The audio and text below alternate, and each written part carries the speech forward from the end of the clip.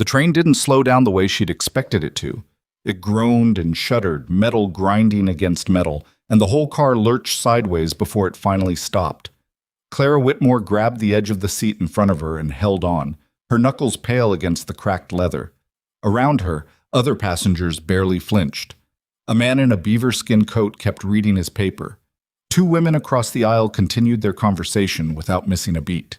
Only Clara felt the jolt all the way down to her teeth. She had been on that train for 11 hours. She picked up her bundle, a canvas sack so thin and worn that the shape of what was inside pressed through the fabric like bones through skin, and stood. Her legs were stiff.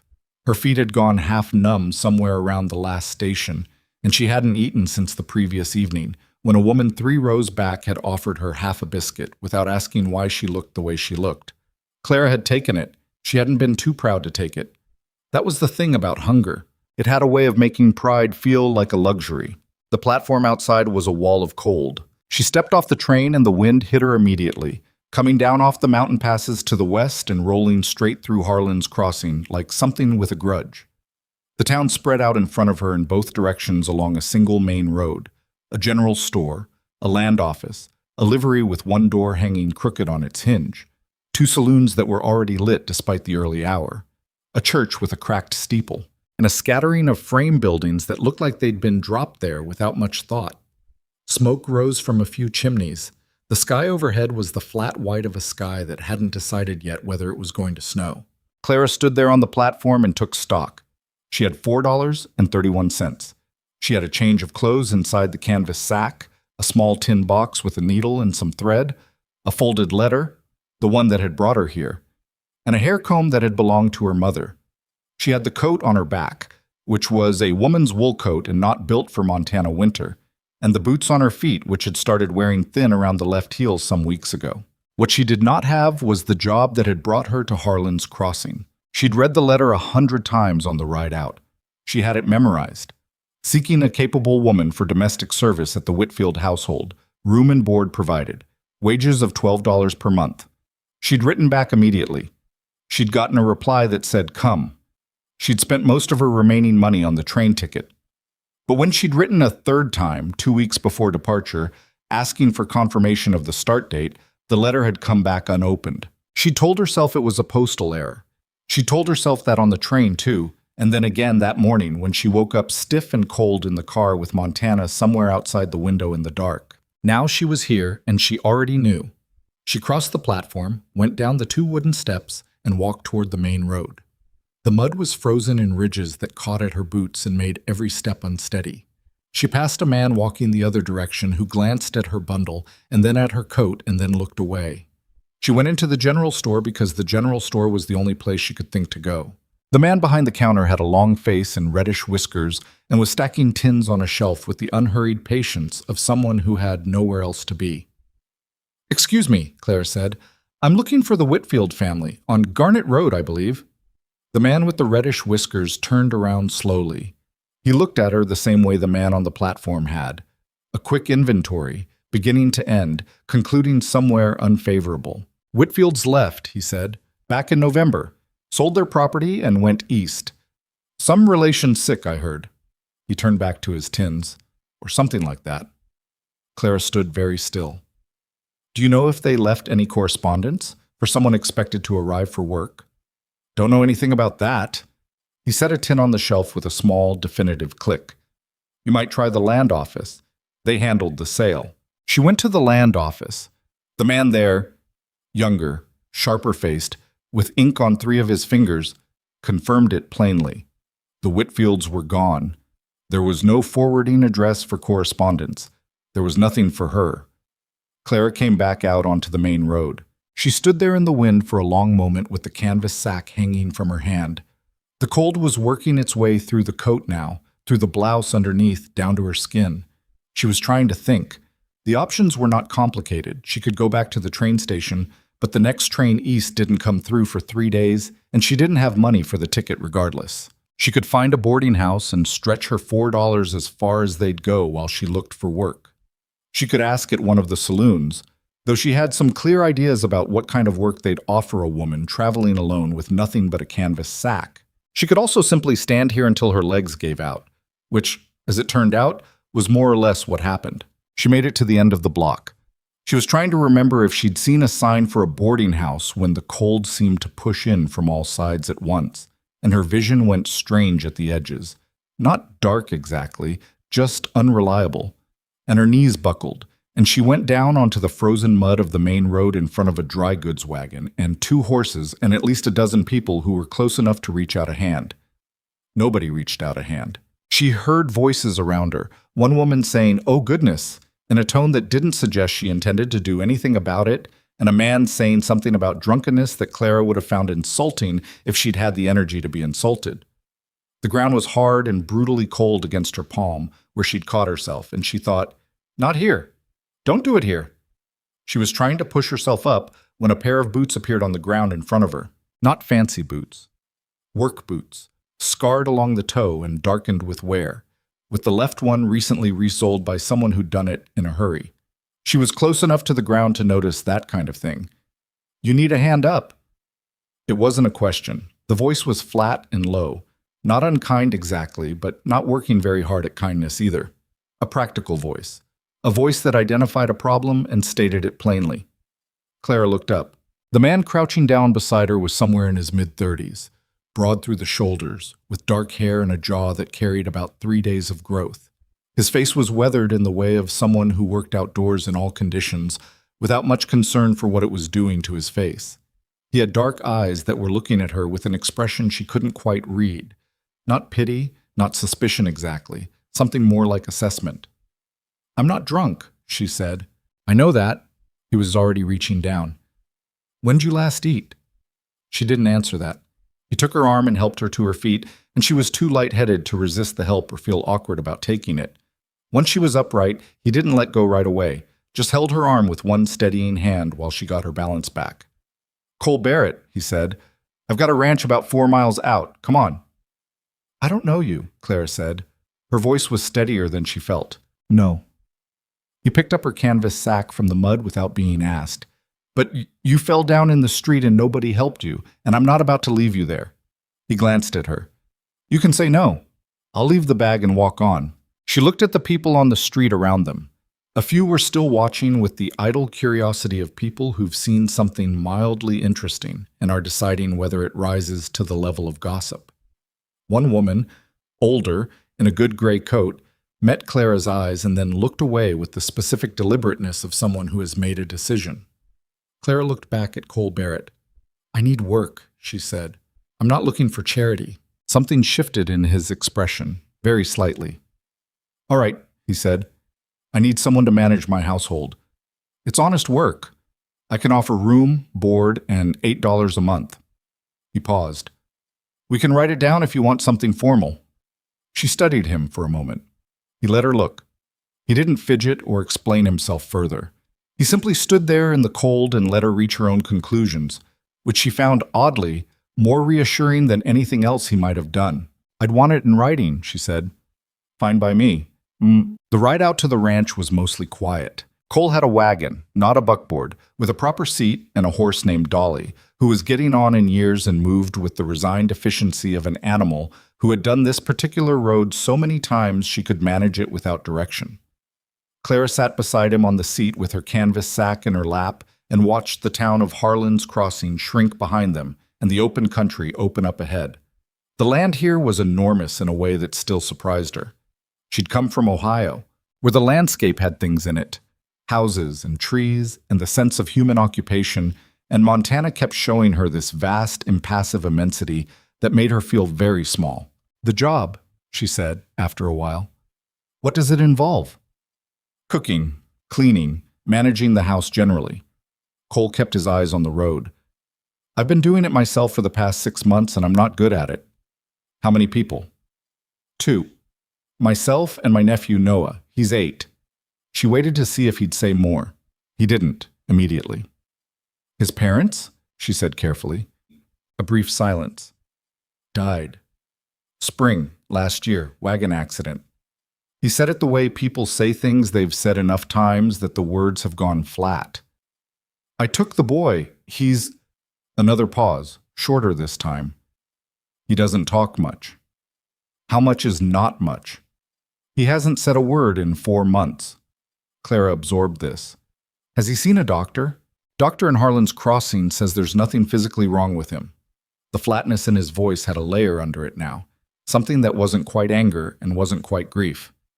Says it's the shock, says it might pass on its own. And if it doesn't, then it doesn't. He said it quietly. He's a good kid. He doesn't talk. They didn't speak again for a while after that. Clara looked at the mountains to the west, still capped with snow, and thought about a child who had stopped speaking after watching something terrible happen, and thought about what that silence must sound like inside a house. The ranch came into view around a bend in the road, and her first impression was, this was once well kept and hasn't been for a while.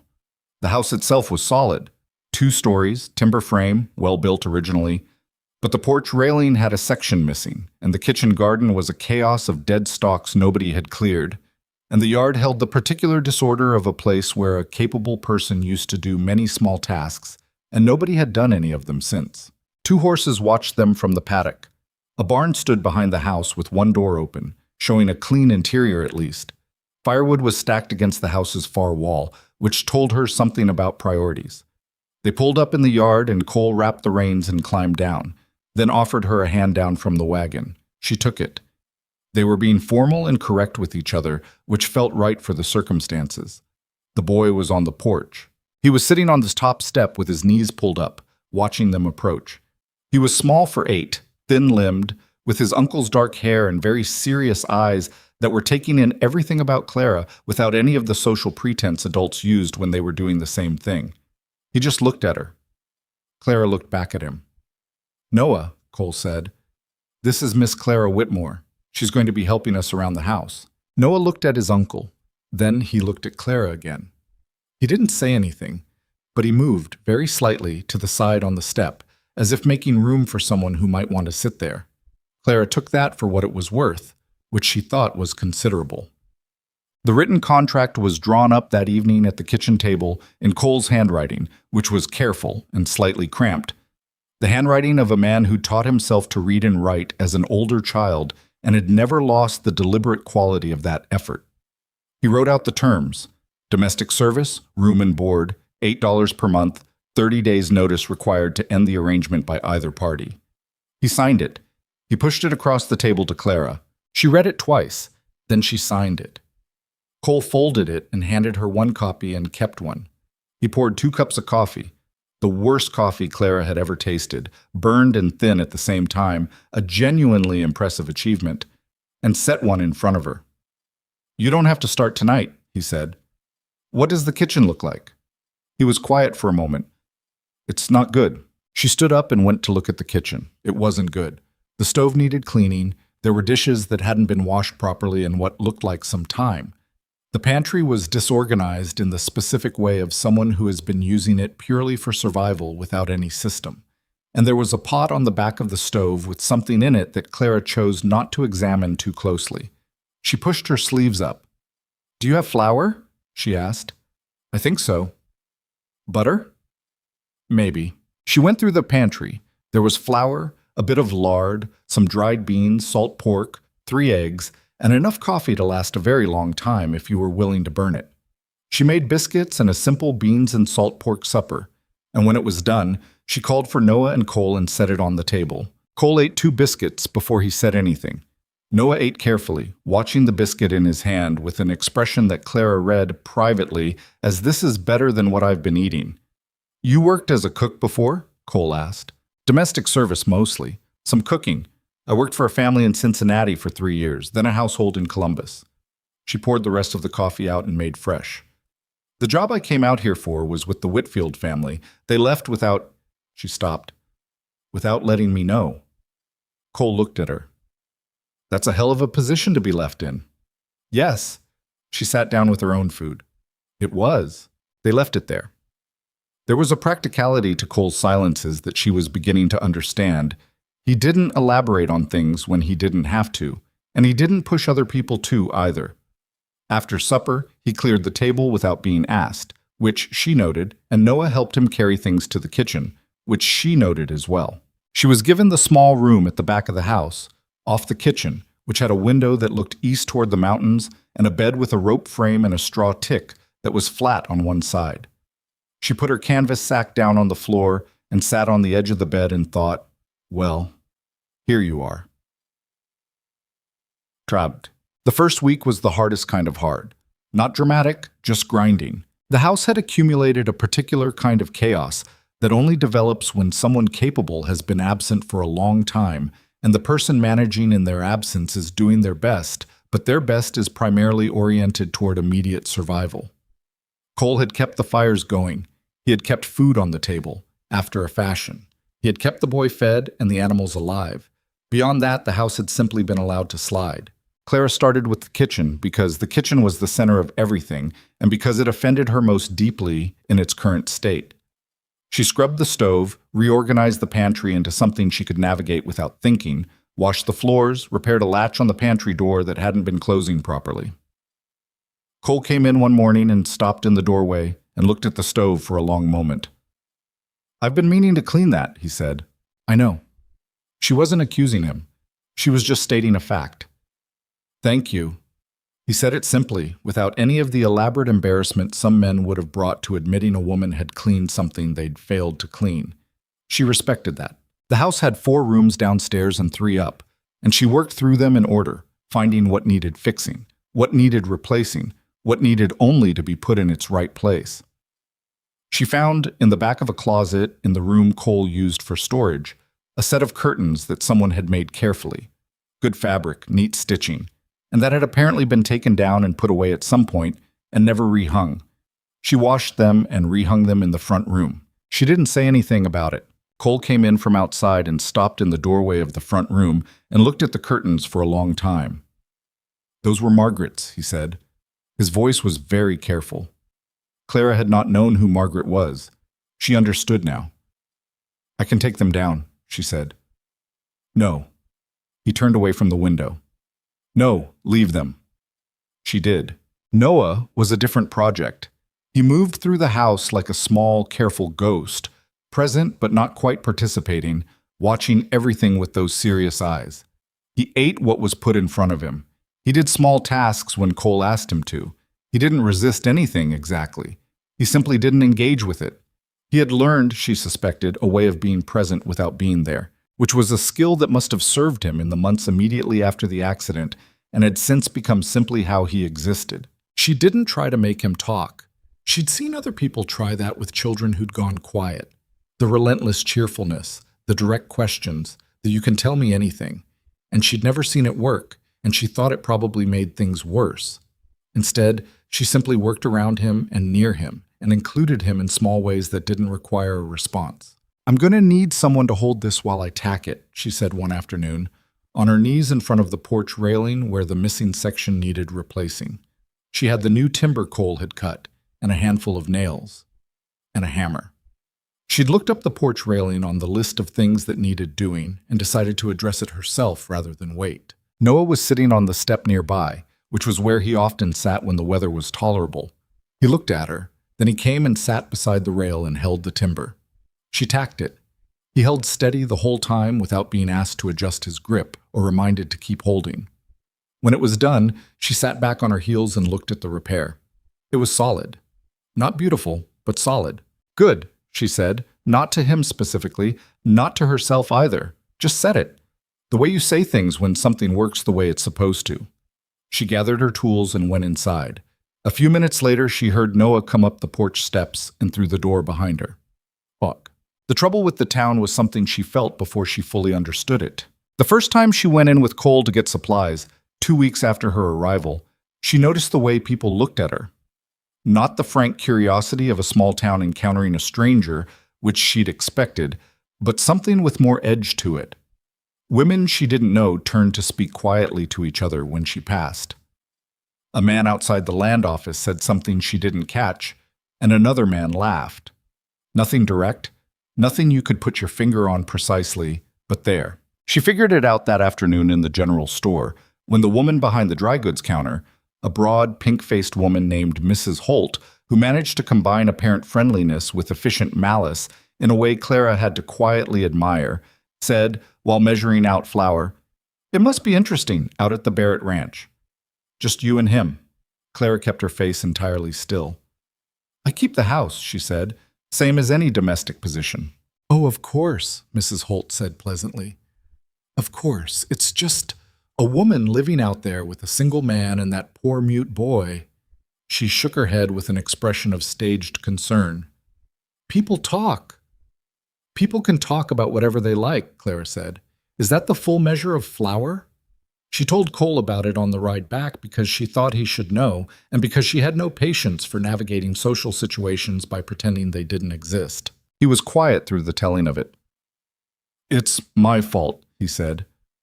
I should have thought of that when He stopped. Does it bother you? It bothers me that it might cause problems for you, or for Noah. She looked ahead at the road.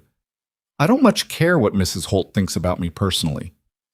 I'll make it clear to people that you're employed under a formal contract. You could do that. They'll talk anyway. She paused. I'm not asking you to fix it. I'm just telling you it's there. He nodded slowly. They rode the rest of the way back without solving anything, which was what you could expect. Some problems don't get solved, they get lived with. The morning Noah spoke, she almost missed it. She was in the kitchen making porridge, which Noah had never indicated any enthusiasm for, but which was what there was that morning. It was gray outside, the sky pressing down low over the mountains, and the cold had come back hard after a few days of relative mildness. She could hear Cole out in the yard working on something. A fence repair, she thought. She'd seen him out there yesterday when the light was failing. Noah came into the kitchen while the porridge was still cooking. He sat in his usual chair and watched her stir. This was routine. He did it most mornings. The cat appeared. She hadn't seen the cat before.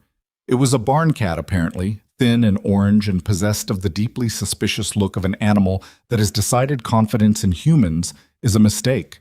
It came around the edge of the kitchen doorway, saw Clara, and stopped, reconsidering. Noah looked at the cat. That's Pepper, he said. Clara kept stirring. She didn't make any sudden movements. She didn't turn around. She said, very simply, Good name. He bites if you go at him too fast, Noah said. His voice was thin with disuse, but it was there. He bit my uncle. I'll go at him slow then. She set the porridge on the back of the stove to hold and move toward the table. The cat watched her and held its ground. She sat down in the chair next to Noah's, not making a production of it, not making it into anything, and they both watched the cat together. Pepper made his decision and came into the kitchen, moving sideways the way cats do when they're not fully committed to a direction, and went and sat under the stove. He likes the stove, Noah said. Smart cat. Noah looked at her sidelong. It was the first time she'd felt him actually look at her, rather than simply observe her from a distance. Are you going to stay? He asked. It wasn't the question she'd expected. She thought about how to answer it honestly. I hope to, she said. That's as much as I can tell you right now. He looked at the cat. Okay, he said.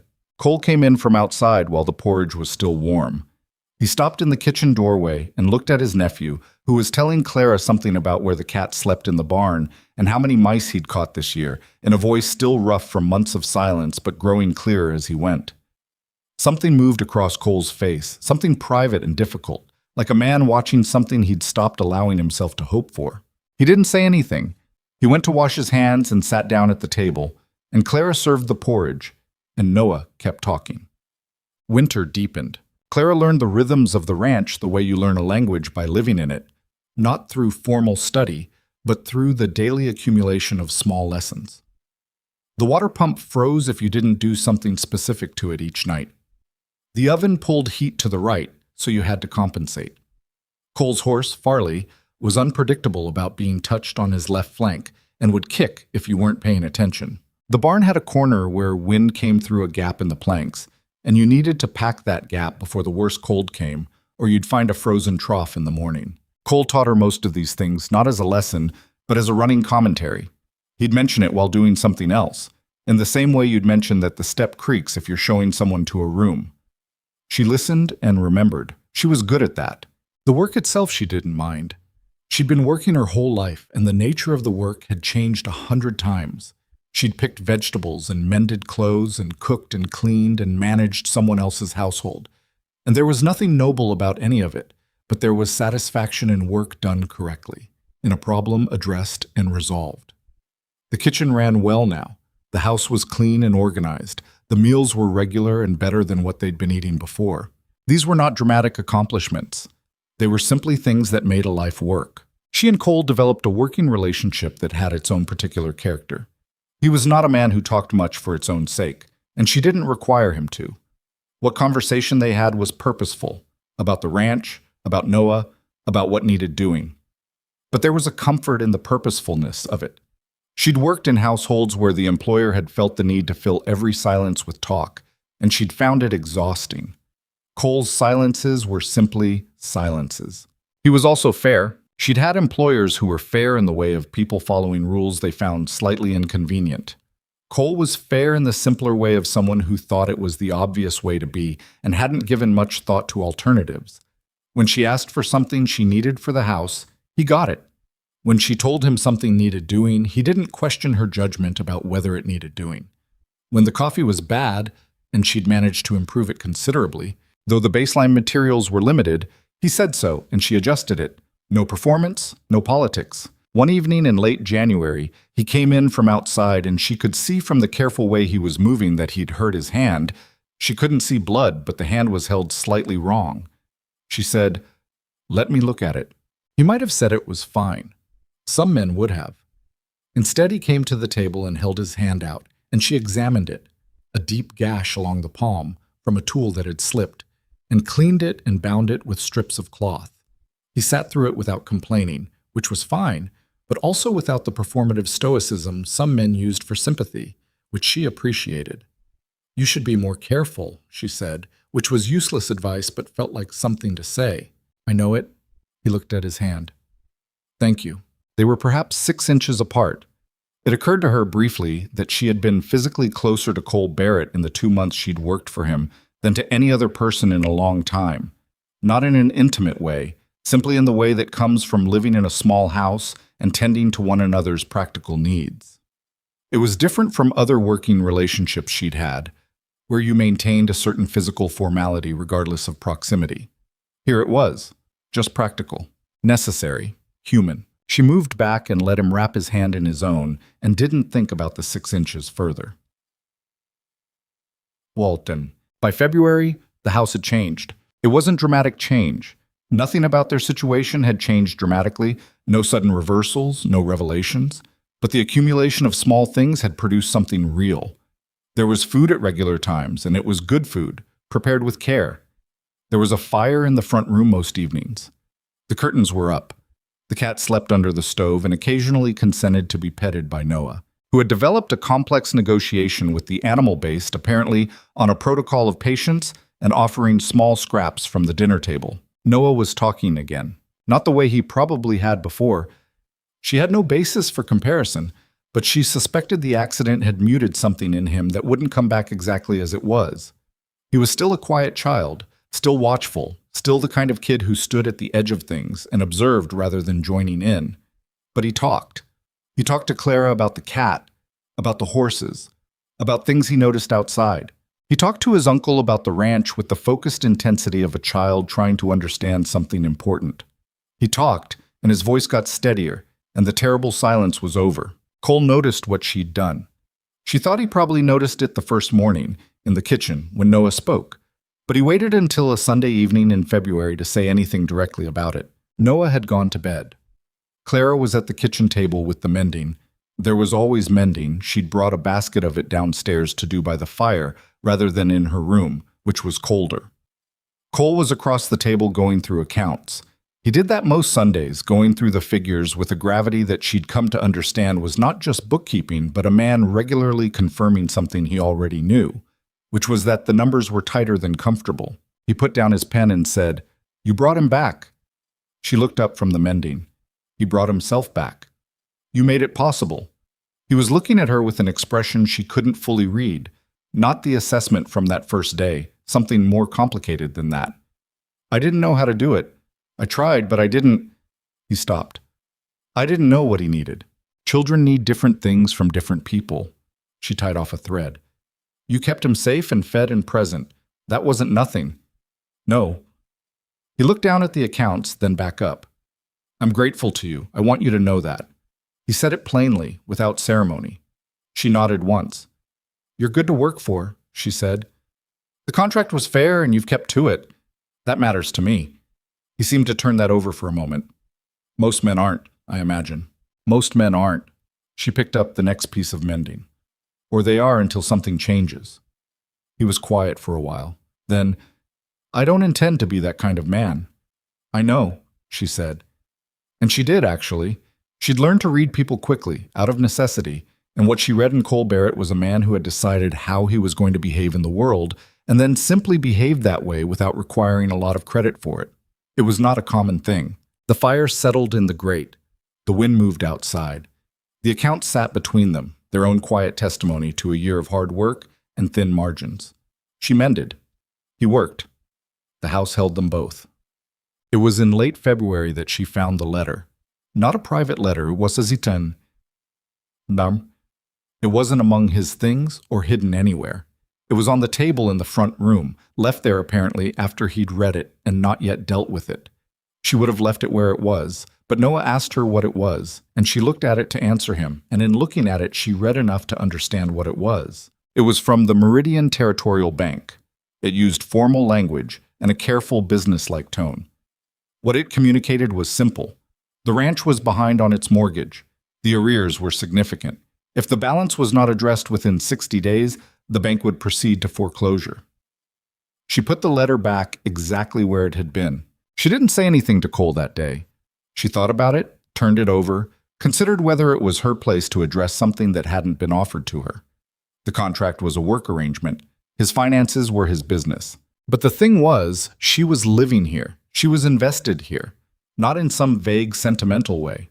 She was invested here in the practical sense of having spent 2 months building this household into something that functioned, of having been part of what had brought Noah back to himself, of having learned the rhythms of this place until they were as familiar to her as the rhythms of her own body.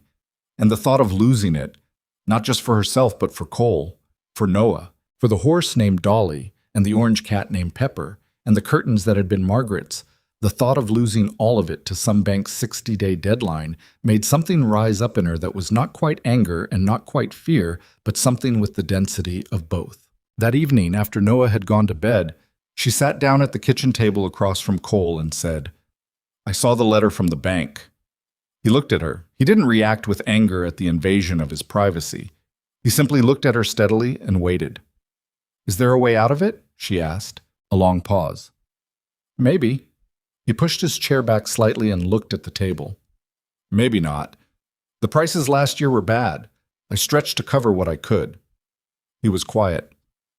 I've got 40 days about to come up with the arrears or renegotiate. How much? He told her. It was not a small number. It was not either an impossible number, though it was close. All right, she said. Clara, I have some savings. She said it without apology or drama. I've been working since I was 15. I don't spend much. She met his eyes. And I have some ideas about what else we could do in the next 40 days. He looked at her for a long time. His expression was doing something complicated. Pride, maybe, or something that would have become pride if he let it go all the way. I can't take your savings. It's an investment, she said. In a household I've spent 2 months putting right. She paused. And I'm not giving it to you. We'll work out an arrangement. Something fair like the contract, something written down. He didn't say anything for a moment. The silence had a different quality now. Not comfortable, exactly, but honest. The kind of silence that exists when two people are considering something that neither of them knows quite how to name. What kind of ideas? He said at last. She told him. And as she talked, she watched him sit forward in his chair, the exhaustion in his face giving way to something more alert, something that looked cautiously, carefully, like the first edge of hope. Outside, the wind moved across the Montana plain with its old, indifferent energy. Inside, the fire burned and 2 people at a kitchen table began, in careful and practical terms, to fight for the place that had become, without either of them entirely planning it, their home. The plan was simple, in the way that only difficult things manage to look simple when you first lay them out on a kitchen table at 10 o'clock at night with the fire burning low and 40 days standing between you and the loss of everything. Clara had savings. $112 accumulated across 15 years of domestic service, kept in a flat tin box inside the canvas sack that had come with her off the train. She had never spent it because she had never found anything worth spending it on. And she had never found anything worth spending it on because she had never, until now, had anything she actually wanted to keep. She put the tin on the table between them. Cole looked at it. Then he looked at her. "How long did it take you to save that?" "A long time." Clara said, "I know what you're going to say." She kept her voice level. "And I'm telling you I've thought about it. I'm not doing this out of sentiment. I'm doing it because I've put 2 months into this place, and I'm not interested in watching it go to a bank." She pushed the tin slightly toward him. "It covers the immediate arrears, barely, which means we still need to make the next payment and the one after, and we need to do it fast." He rubbed his jaw. She'd noticed he did that when he was working through something he didn't want to accept. "The next payment is due in 6 weeks. Then we have 6 weeks. That's not a lot of time." "No," she said, "it's not." She laid it out the way she'd been thinking it through since she'd read the letter that morning. The whole of the day had been a slow, careful assembly of ideas while she'd gone through her regular work, cooking and cleaning and minding Noah, turning the problem over with the methodical attention she gave to everything that needed solving. Cole had range work and fence repair contracted with 2 neighboring ranches, work he'd been putting off because there was too much to do at home without help. Now there was help. He could take those contracts and be gone most of the daylight hours and come back in the evenings. He could also look for hauling work in town. He had the wagon, he had the horse. There were always businesses that needed things moved. And Clara was going to take in laundry. Cole was quiet for a moment after she said that. "You're already working full days here," he said. "I can manage both. It's not the same kind of work." She folded her hands on the table. "The women in town send their laundry out. I've seen it. Mrs. Holt uses a woman on the east side of town who does it out of her house. I can do it here, charge a fair rate, and we add that money to whatever you bring in from the range work." "That's a lot." "Yes." She didn't pretend otherwise. "Do you have a better idea?" He didn't. They both knew it. He looked at the tin on the table between them for a long moment, and she could see what it cost him. Not just the practical debt of accepting her money, but something older and deeper than that. Some idea about himself and what he was supposed to be able to manage on his own. She understood that. She didn't have contempt for it, but she also didn't have time for it. "Cole," she said, "I need you to set aside whatever it is that makes this hard for you and tell me whether the plan is workable. That's all." He looked at her. Then he exhaled slowly, and some of the stiffness went out of his shoulders. "The plan is workable," he said, "if we're lucky." "We don't need luck," she said. "We need 40 days and a lot of work. We're good at work." He almost smiled at that. Not quite, but almost. Oh. She started the laundry operation 3 days later. Cole had built a platform behind the house the previous summer for some purpose she hadn't asked about. A project that had been abandoned partway through when something else demanded his attention, the way projects did on working ranches. She appropriated it. She put the 2 large copper kettles on it, rigged a line between the house and the near post of the paddock fence, and tacked a notice to the board outside the general store that said, "In plain language, laundry services available. Reasonable rates.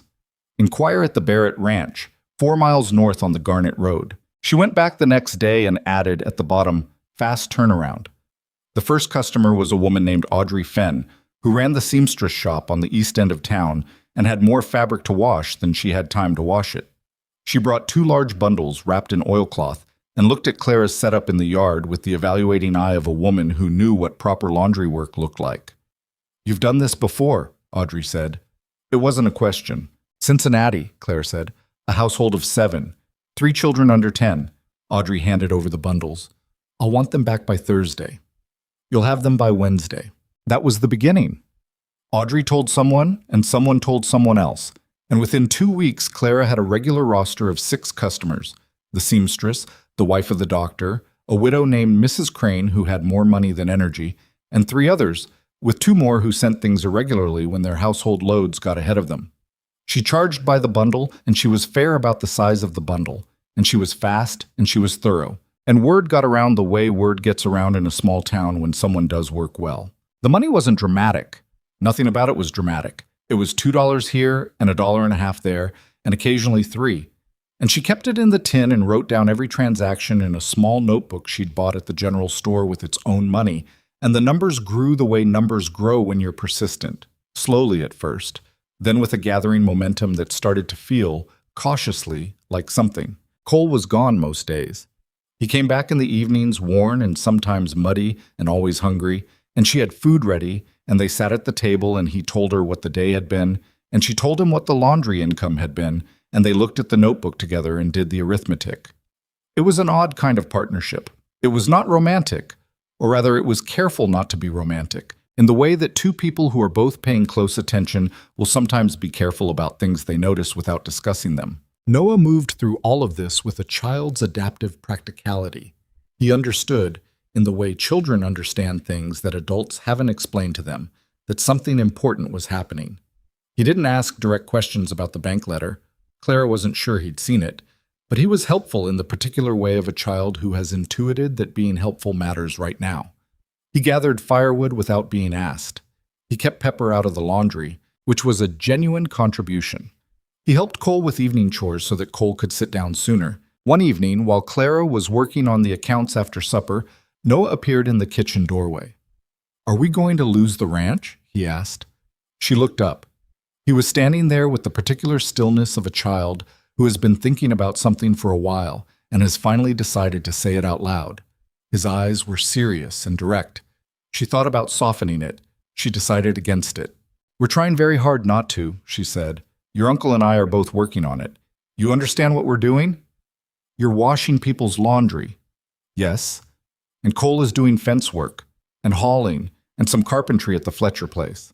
She set down her pen. "It's going to be close, Noah. I'm not going to tell you it isn't, but close and impossible are different things." He considered this. "What can I do?" She looked at him for a moment. He was 8 years old and serious as a circuit judge, and he meant it. "Keep Pepper out of the laundry," she said. "And don't let the water in the left trough get below half, or it freezes faster. And do your schoolwork. Your uncle's going to need you to be educated when you're grown." He nodded.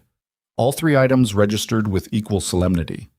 "Okay," he said, and went back to whatever he'd been doing. But the second week of March brought a thaw that lasted 4 days and then reversed itself with a vengeance, which was Montana's particular sense of humor. The mud in the yard froze into treacherous ridges overnight, and Clara went down hard on her way to the water pump one morning, catching herself on her hands and tearing both palms on the frozen ground. She went inside and cleaned her hands and wrapped them and went back out and finished at the water pump and started the first wash of the day. Cole found her an hour later wringing out fabric with her bandaged hands and said something sharp and quiet that she chose not to respond to. "It's fine," she said. "It's not fine. Let me... Cole, I have 12 pieces of laundry to get done today, and Mrs. Crane wants hers back by tomorrow." She looked at him. "If you want to help, you can take the smaller kettle and do the rinsing." He stared at her for a moment. She saw the argument move through his face and then get put aside. He took the smaller kettle and did the rinsing. They worked side by side for an hour without talking much.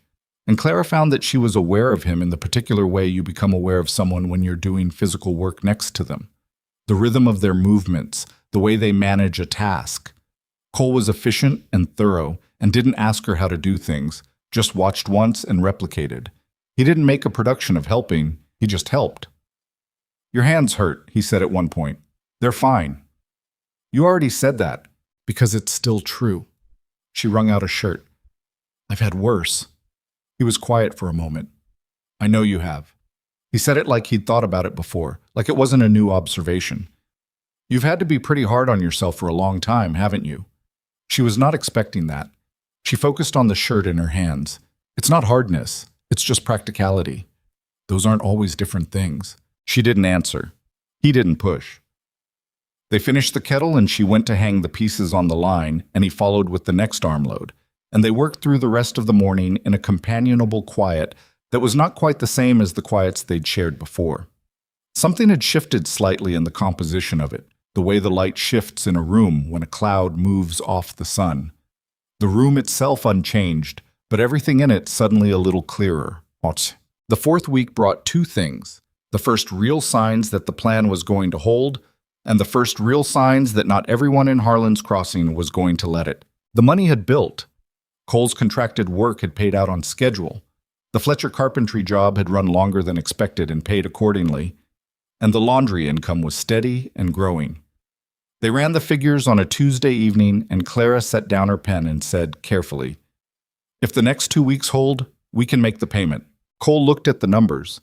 His expression was the expression of a man who has been holding something very tightly for a long time and is now being asked to consider cautiously whether he might be able to let go slightly.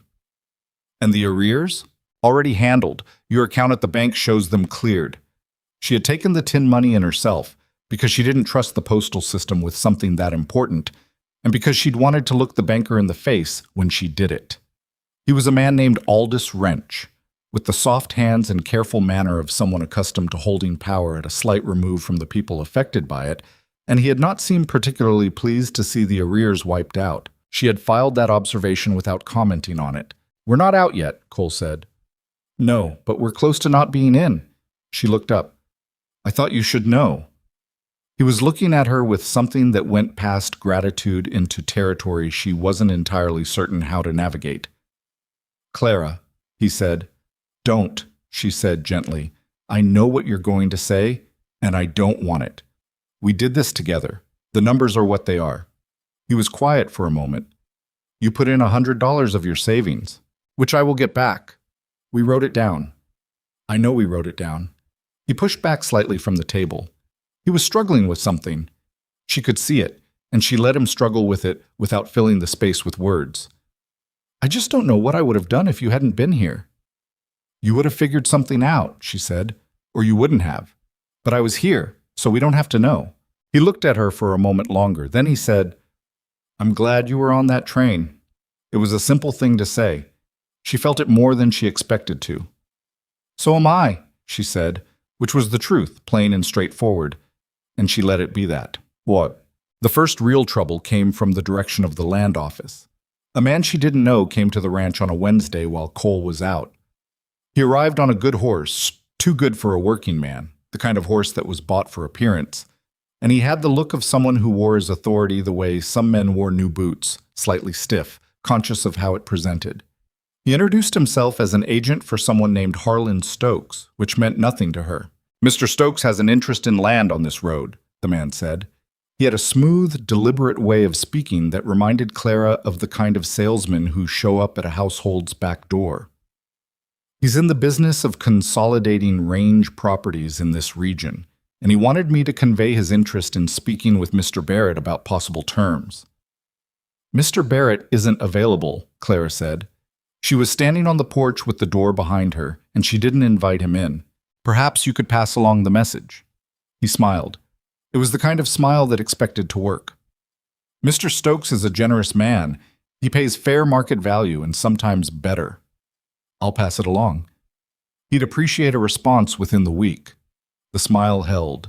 Property in this region has certain complexities that make timely decisions advisable. She looked at him directly. "What kind of complexities?" "Oh, the usual sort." He picked up his reins. "Debt situations can be unpredictable. Market values shift. These are difficult times for smaller operations." He touched the brim of his hat. "Mr. Barrett has my employer's contact information through the land office. I hope he'll be in touch." He rode away up the road without hurrying. Clara stood on the porch and watched him go and felt something cold settle in her chest that had nothing to do with the temperature. She thought about Aldous Wrench at the bank, who hadn't been pleased to see the arrears cleared. She thought about a man with a good horse who knew about their debt situation before Cole had been formally notified it was resolved. She went inside and wrote down everything the man had said, word for word, in the back of the laundry notebook. When Cole came in that evening, she handed him the notebook before he'd taken his coat off. He read it standing up. His face did very little, which she'd learned meant the opposite of nothing. He read it a second time, more slowly. "Harlan Stokes," he said. "You know him?" "I know of him." He set the notebook on the table. "He's been buying up land along the river corridor for 3 years.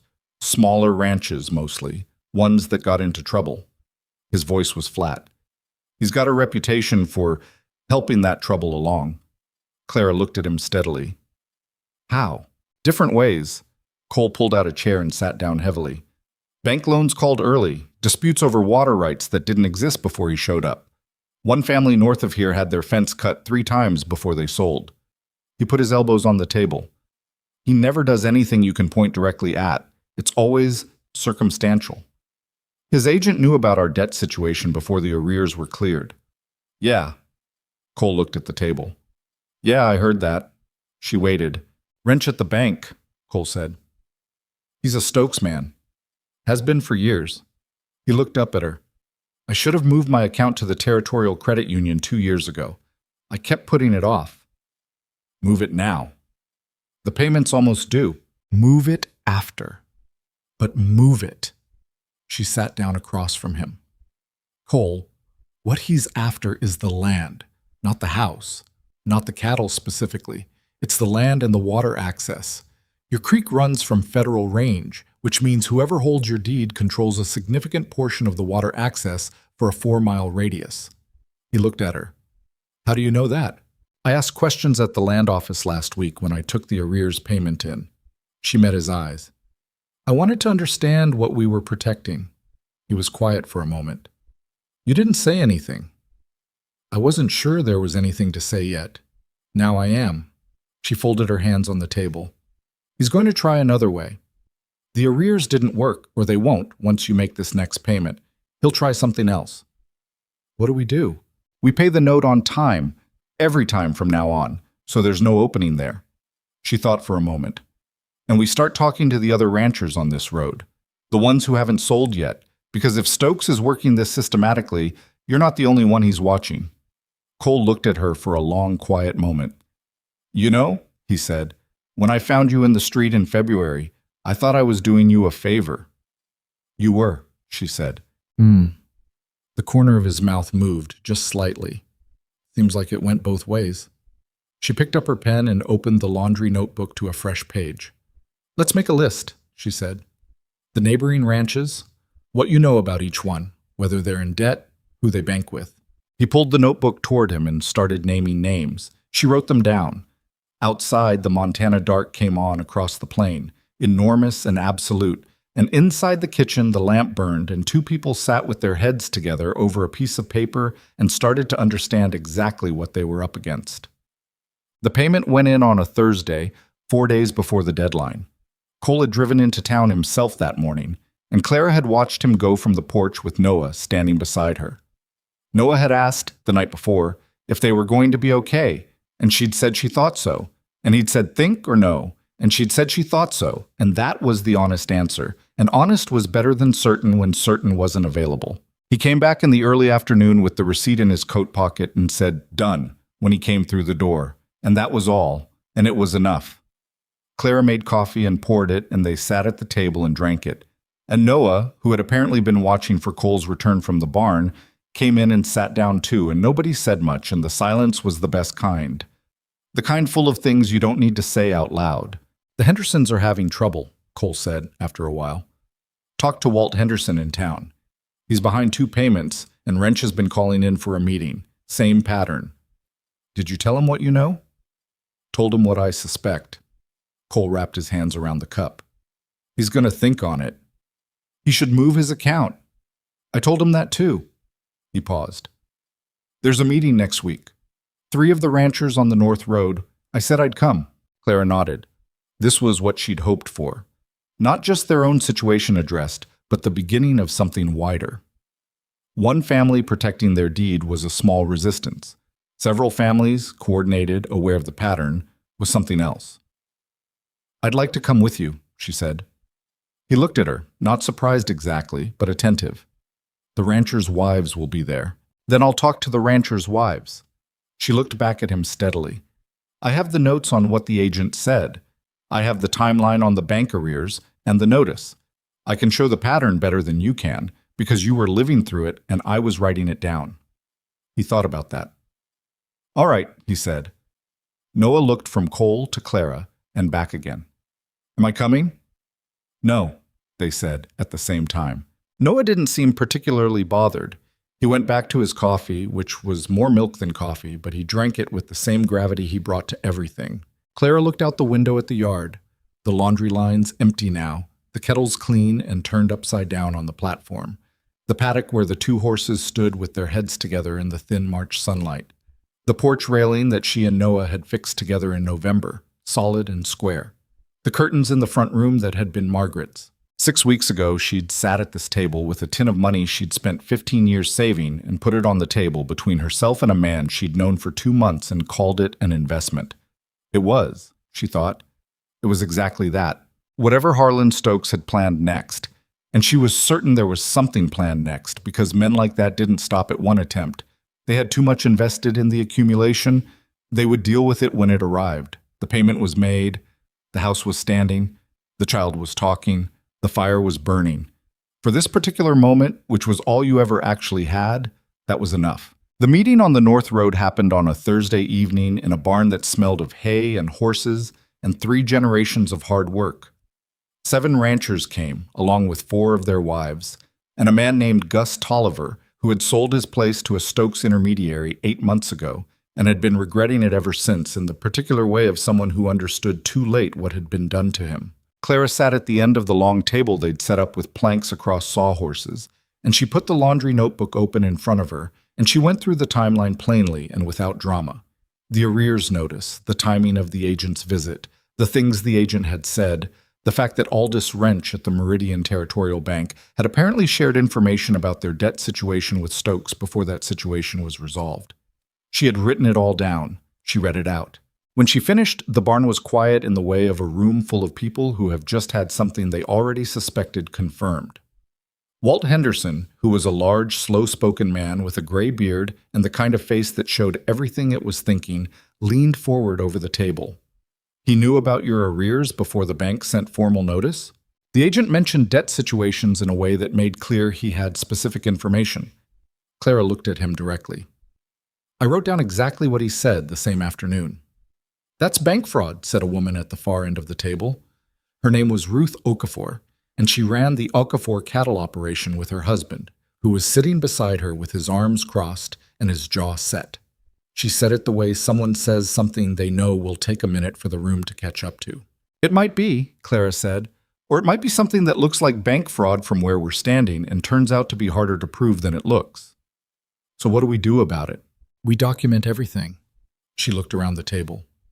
Every contact from a Stokes agent or representative, written down with dates and what was said. Every unusual move from Wrench at the bank, any early notice of payment, any new terms introduced, any pressure you can't account for by the original loan agreement. You write it down. She tapped the notebook. Individually, it's anecdote. Together, in writing, with dates, it starts to look like a pattern. And a pattern is what a territorial attorney or a federal examiner can work with. Cole hadn't said much. He sat beside her and let her talk, which she appreciated, because he understood what she was doing and knew enough to stay out of it. The ranchers at this table needed to hear it from someone who'd built the case clearly and wasn't asking anything of them except attention. Gus Tolliver, who had said nothing up to this point, pushed his hat back on his head. He was a thin man in his 60s with eyes that had gone a little empty in the way of people who've lost something they built. I sold for 60 cents on the dollar, he said, because Wrench called my note 9 months early and said it was a technical clause I'd missed. My lawyer looked at it afterward and said the clause didn't say what Wrench told me it said. Nobody said anything. That particular silence had weight. Who was your lawyer? Clara asked. Fellow in Billings. Cost me $30, and the advice came 2 months too late. He looked at his hands. I'm telling you because I don't want anyone else at this table to be sitting where I'm sitting. Ruth Okafor looked at her husband. He looked back at her with the brief, loaded look of a long marriage. Then he looked at Cole. You think there's a federal case here? I think there might be if enough of us can document it, Cole said. I think it's worth finding out. He paused. There's a land law attorney in Billings named Corvin. He did some work for the Henderson family 2 years back on a water rights question. Walt says he's straight. Walt nodded heavily. He's straight. I'm willing to go to Billings, Cole said. Talk to Corvin, lay out what we have, see what he thinks. He looked around the table. But I need to know if the people at this table are willing to put their names on it, because if we go that direction and then pull back, we're in a worse position than if we never started." The room went quiet again. Clara looked at the faces around the table and thought, this is the moment. This is where people either decide something or they don't, and there's no amount of evidence or argument that makes that decision for them. It happens in the chest, not the head. Ruth Okafor said, "We're in." One by one, the others said the same. About them. April came in gray and mean and then turned, in the second week, into something almost gentle. Warmer mornings, the creek running fast with snowmelt, the first green trying at the edges of the yard. Clara found herself one Tuesday morning standing in the yard watching a hawk ride a thermal over the ridge to the west, and she thought, "I didn't expect to be here." She thought it plainly, without particular sentiment. She had not, in February, expected anything beyond the terms of the contract. She had not expected to care about the place the way she cared about it now, which was differently from how she'd cared about any place she'd worked before. That was the thing she didn't know how to account for, exactly. She'd kept other people's houses, and she'd kept them well, and she'd taken pride in the work because she took pride in work, but she'd never confused the place with her own life. The line had always been clear. Here the line was not clear, and she wasn't entirely sure when it had stopped being clear, and she was uncertain whether that was something to worry about or simply something to accept. She was still watching the hawk when Cole came out of the barn. He stopped a few feet away and followed her eyes up to where the bird was circling. "Ferruginous," he said. "They nest in the rocks up past the second pasture." "I know. Noah showed me." She watched it bank and turn. "Cole, I need to talk to you about something." "All right." She turned to face him. She'd been thinking about this for 3 days, since the second Stokes agent had come to the property. A different man from the first one, heavier, with the kind of flat assessment in his eyes that made her think his employer used him for the less diplomatic conversations. He'd been polite enough, technically. He'd offered a price for the ranch that was somewhat below market value and framed it as generosity. He'd also said, almost as an aside, that he understood the property had a woman living on the premises in an unofficial capacity, which he found interesting given Mr. Barrett's situation. The word unofficial had been doing a great deal of work in that sentence, and they both knew it. "The agent who came on Monday," she said, "he's going to use us." Cole was very still. "I heard what he said. He's going to take whatever people in town are already saying about me living here and make it formal. He'll go to the county board or to whoever looks at territorial land claims, and he'll say, there's an impropriety in the household. A single man, a woman with no legal relationship to the property, living together, running a business together." She kept her eyes on his. "It won't be hard to make it sound worse than it is. Mrs. Holt has already been doing the preliminary work for free." Cole's jaw was tight. He doesn't have anything real to say. He doesn't need anything real. He needs enough to cloud the title claim, or to make the bank reconsider our standing, or to get a county official asking questions at an inconvenient time. She folded her arms, not defensively, just because she needed something to do with them. "I've been thinking about how to address it." He waited. His expression was careful, and she appreciated that he wasn't jumping ahead of her. "I think we should get married," she said. The words landed in the space between them and sat there. Cole looked at her for a moment. Then he looked out across the yard, at the hawk, which was still circling. Then he looked back at her. "A marriage of convenience," he said. His voice was neutral. She couldn't read it. "It would close the legal exposure. I'd have standing as your wife. The ranch would have a clear, legitimate household. It removes the avenue Stokes is trying to use." She said it the way she'd been thinking it, as a practical matter, because if she said it any other way, she wasn't sure she could say it at all. "I know it's a great deal to ask. I know it changes things." Cole was quiet for a long time. A long time. The hawk moved off to the north and disappeared over the ridge. "No," he said. She blinked. "No? Not a marriage of convenience." He turned to face her fully. His expression was doing something she hadn't seen it do before. Not the assessment from the first day, not the careful gratitude of the last few months, but something more direct and more difficult than either of those. "I'm not interested in a legal arrangement with you, Clara. I'm not going to do that." She opened her mouth. He kept going. "What I'm interested in is asking you to be my wife." He said it plainly, the way he said everything, without performance or embellishment, and the plainness of it was what made it real. Not because of Stokes, not because of the county board, because I want to. He paused. Because somewhere between February and now, this became something I wasn't expecting. And I don't see any point in pretending it didn't. She was very still. I know you didn't come here for that, he said. I know you came for work, and you got a mess, and a mute child, and a bank problem, and a land baron in the bargain. I'm not asking you to say yes. I'm asking you to know what I'm actually asking before you answer. The yard was quiet. The creek ran its course somewhere off to the east. One of the horses in the paddock stamped and settled. Clara looked at Cole Barrett, who was standing in front of her without apology or pretense, saying something that cost him something. And she thought about the February morning when he'd picked up her canvas sack out of the frozen mud without being asked.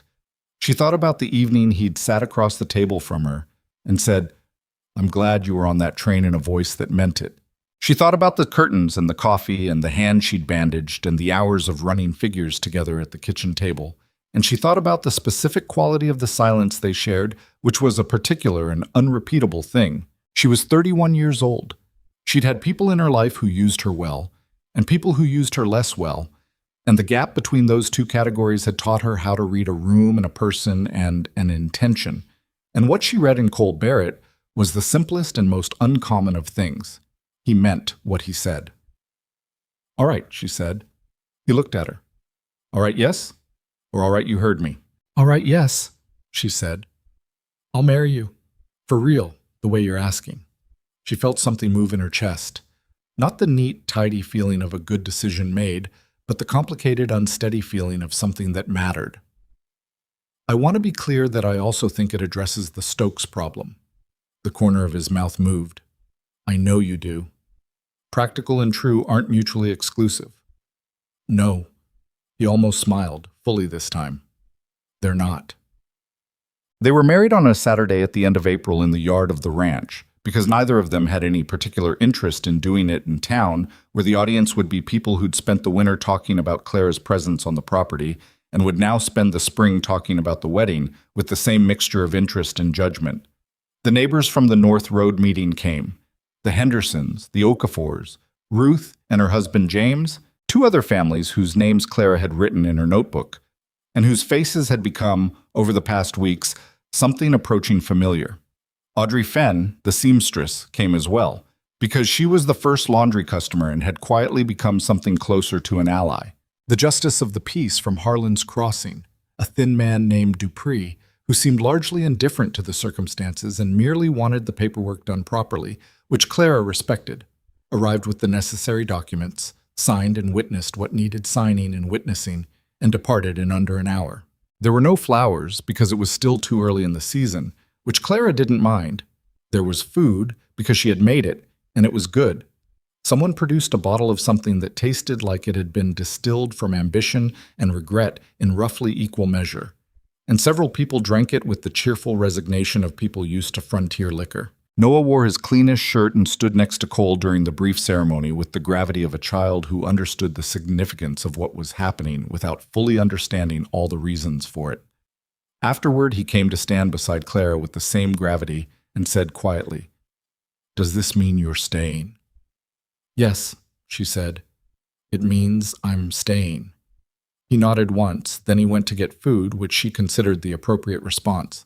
Ruth Okafor appeared at Clara's elbow with 2 cups of the dubious liquor and pressed one into her hand. "You did good," Ruth said. She had the direct manner of a woman who had run a cattle operation in difficult country for 20 years and had no patience left for indirection. "For what it's worth, from someone who's been watching." "Thank you." Clara sipped the liquor. It was as bad as advertised. "How's your situation looking?" "We moved the loan to the Territorial Credit Union last week. James went in person and sat with their manager for 2 hours and came out with terms we can live with." Ruth looked at her over the rim of the cup. "Wrench is going to notice." "He'll notice. It'll get back to Stokes." Clara looked out across the yard where Cole was talking to Walt Henderson with the alert attention of a man who'd been carrying a problem alone for a long time and was still adjusting to having people on his side. "Let it get back. The more accounts Wrench loses, the weaker his position." "You think Stokes will escalate?" "I think he already has." I think the question is what form it takes next. She finished the liquor, which did not improve at the end. But that's a problem for next week. Ruth looked at her with something that was equal parts respect and amusement. You married a good man today. I know it. Clara looked over at Cole, who glanced back at her at that moment as if he'd felt the attention, and something passed between them that was not complicated at all. I know it. What form it took next arrived not in a week, but in 3 days. It started as rumor, which was how it always started. Clara heard it first from Audrey Fenn, who came with a laundry bundle on a Tuesday and stayed longer than the laundry required, and finally said, with the careful apology of someone who knows, the news is bad. People are saying Cole Barrett filed false information on his original land deed, that the section boundaries aren't what he registered. Clara set down the sheet she'd been folding. Who's saying it? I heard it from the wife of one of the men at the land office. She came in for alterations yesterday. Audrey's expression was troubled. She wasn't spreading it mean-spirited, I don't think.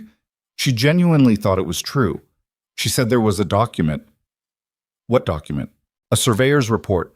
Someone filed a surveyor's report that shows the Barrett land grant was incorrectly bounded at the time of original registration, that Cole took in approximately 40 acres more than the deed allows. Clara was very still. That's a fabrication. I know that, but someone filed it at the county land office. Audrey folded her hands. Clara, if that stands, Cole could be required to surrender the disputed acreage. And the disputed acreage includes the creek access. Clara said it quietly. She'd looked at the property maps in the land office herself, months ago, when she'd been trying to understand what Stokes wanted. She knew exactly which 40 acres they'd pick. She thanked Audrey and waited until she'd left and then went to find Cole in the barn. He was mending a bridle with the patient, repetitive focus of someone whose hands know the work without direction. He looked up when she came in, and something in her face told him immediately that this wasn't routine. She told him. He set the bridle down. That survey is false, he said. My father registered this land in 1868. The county surveyor came out himself. Is the county surveyor still alive? A pause. He died 2 winters ago. Are there copies of the original survey? There should be, at the county records office. He stood up slowly. Or there were. They looked at each other. If those records have been altered or lost, Clara said carefully, then the new filing is the only documentation and evidence. He can't just walk into the county records office and change a survey. He doesn't need to do it himself. She kept her voice steady, because one of them needed to be steady. He needs one clerk, one filing, and enough confusion to delay any challenge long enough to force a legal proceeding. Legal proceedings cost money. They take time. They're exactly the kind of thing that makes a bank nervous about an outstanding mortgage. Cole's face had gone very still. This is the escalation you said was coming. Yes. He was quiet. She watched him process it, not panicking, not collapsing, but the particular tight concentration of a man working through a bad situation with insufficient tools and insufficient time. She'd seen it before on his face, in February, over the bank letter. Then he'd been alone with it. Now he looked up at her. What do we do? He said. We get to Billings, she said. We get to Corvin. We get to the county records office before anything else can be altered, and we request formal copies of the original land grant documentation under whatever legal process Corvin advises. She looked at him. How fast can we get to Billings? 1.5 days by wagon. Faster if I take Farley alone. Take Farley. I'll stay here with Noah. She hesitated, then said it. Be careful on the road. He looked at her with an expression that understood exactly what she meant by careful. A forge survey was a desk operation. Men who cut fences and burned hay were a different operation. They were potentially the same employer. I'll leave at first light, he said. Take Walt Henderson's route, not the main road. She'd been thinking about this even as she'd been talking. Go north and then cut east. It's longer, but it keeps you off the road Stokes's men know you use. Cole looked at her for a moment with something that wasn't quite surprise and wasn't quite admiration. Something that was simply the acknowledgement of a man who had stopped being surprised by her and had arrived at something steadier. All right, he said. That evening was difficult in the specific way of evenings before something that can't be stopped, only managed. They ate supper. Clara had made a proper meal because she thought it was important to eat properly when things were uncertain, a principle that might have sounded small, but in practice kept the body functioning when the mind was working hard. Noah ate and said little. He'd learned to read the air in a room, this child, and the air tonight said, not the time for questions. After Noah went to bed, Cole sat across the table from her and said, "If the land is lost, it won't be. If it is," he said, with the deliberate patience of someone who needs to say a thing even if the other person doesn't want to hear it, "I want you to know that the money you put in, I'll find a way, Cole." She looked at him directly. "I'm not a boarder with a financial claim anymore. I'm your wife. The money I put in is in the same pile as everything you've put in. That's what married means." She paused. "So let's not lose the land." He looked at her. The lamp between them threw a narrow, warm light. "You're very practical," he said. "Yes. I find that—" He stopped. He seemed to be trying to find the word for something. "I find it very— I don't have the word." "I know what you mean," she said. He nodded slowly. It was late and they were both tired, and he had to leave before dawn, and there wasn't much else to say that was more important than what had already been said. He pushed back his chair and stood up, and she stood up, and for a moment they were simply close to each other in the lamplight. He reached out and very briefly touched the side of her face, just his fingers against her cheek, carefully. She didn't pull back. They stood like that for a moment, quiet and tired and together, and then he went to get a few hours of sleep before the long ride. 3 days without Cole made the ranch feel different, not empty. She and Noah were there, and the animals and the work continued, but the absence had a shape to it, which was how she knew things had changed between them. You don't notice the particular weight of someone's presence until it isn't there. She kept the laundry going. She kept the records.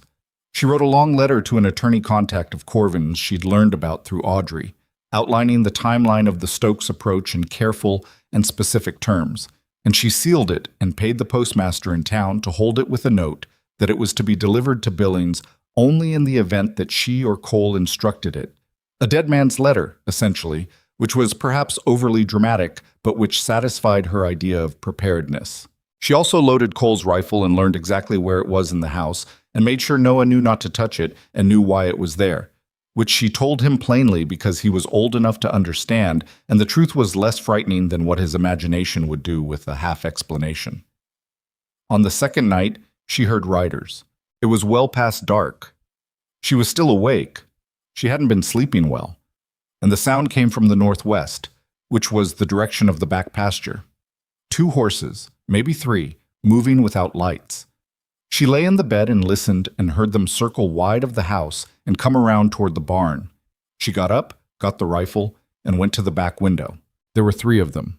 She could see them by the light of the moon, which was full enough to make shadows but not full enough for details. They were at the far edge of the yard, near the gate to the paddock. One of them had something in his hand. She couldn't see what. Another was looking at the barn. She opened the back window 6 inches and put the rifle barrel across the sill. "I can see you," she said. Her voice came out level and clear. She was surprised by how level it was. "And I can hit you from here. Get off this property." Nothing moved for a moment. Then the one with something in his hand looked toward the house. She felt the look rather than saw it, and said something to the others, too low to carry. There was a brief exchange, short and quiet. Then they rode away. Back the way they'd come, still without lights, disappearing into the northwest dark. She stayed at the window for a long time after that, with the rifle still on the sill.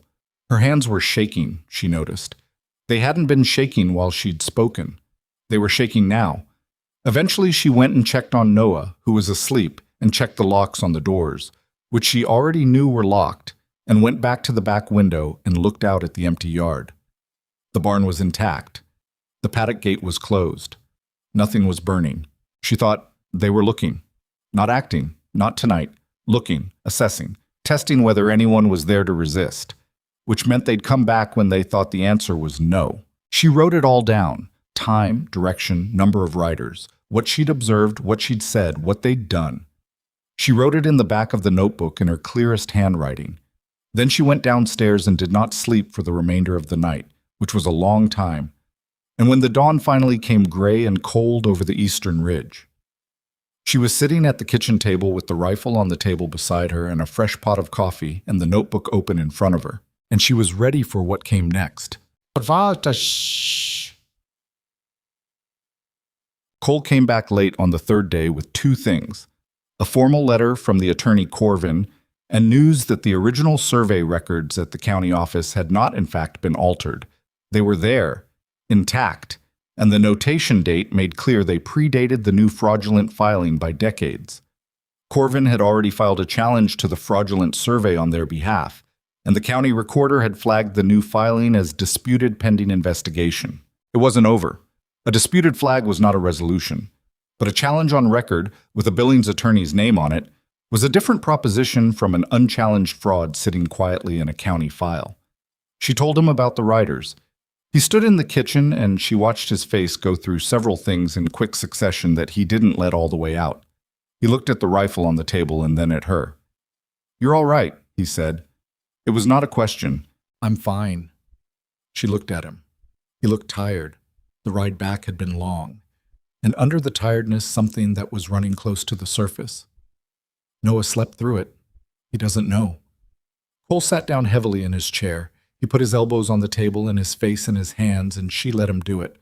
After a moment he said, through his hands, "I shouldn't have left." "You needed to go to Billings." She sat down across from him. "And I handled it." "I know you handled it." He looked up. His eyes were tired and something else she couldn't quite name. "That's not what I—" He stopped. "I don't like that you were here alone with that happening outside." "I know." She said it simply. "I don't like it either." She paused. "But they didn't come back, and the records are intact, and Corvin has filed a challenge.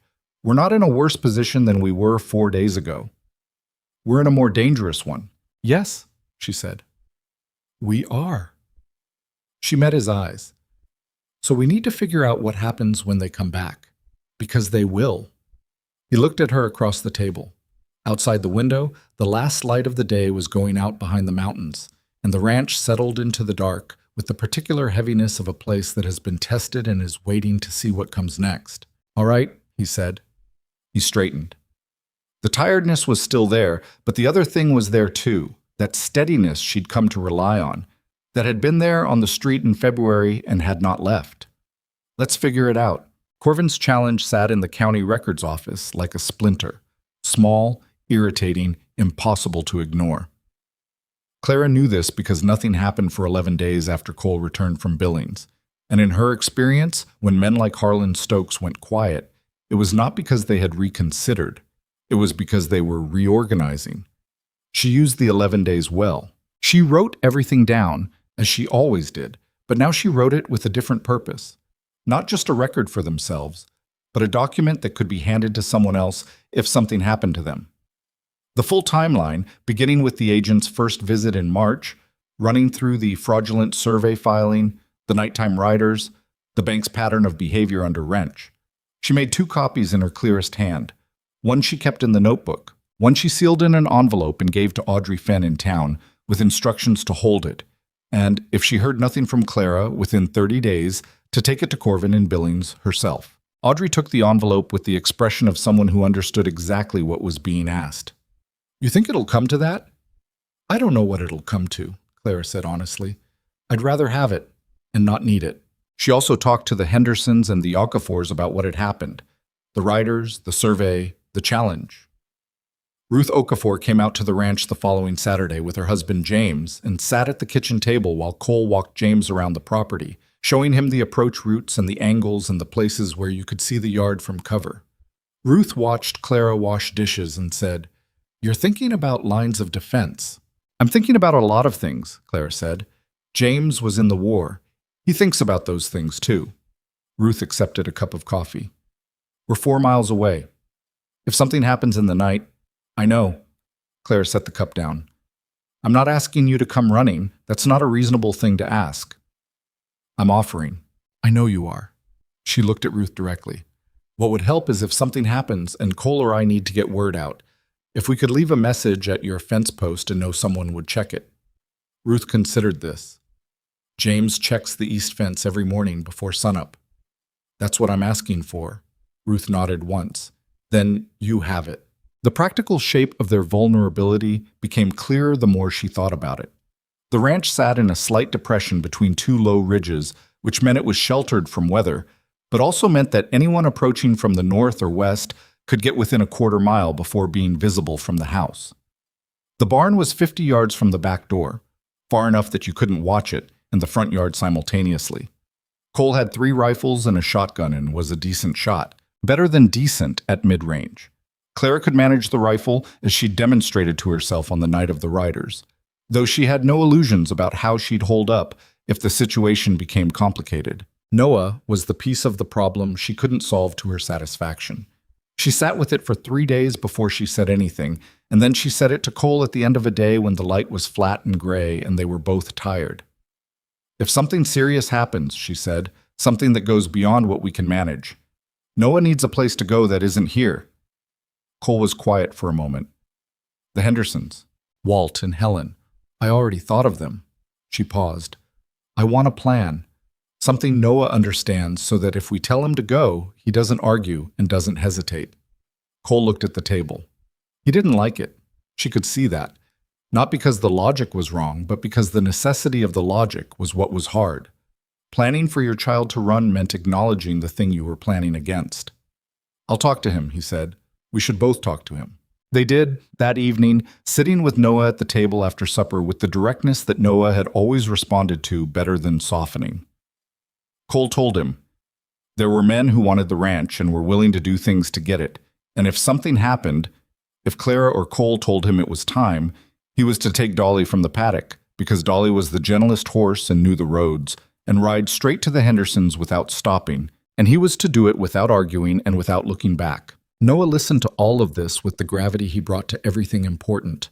When Cole finished, Noah looked at him and said, what about you and Clara? We'll be fine, Cole said. Noah looked at Clara.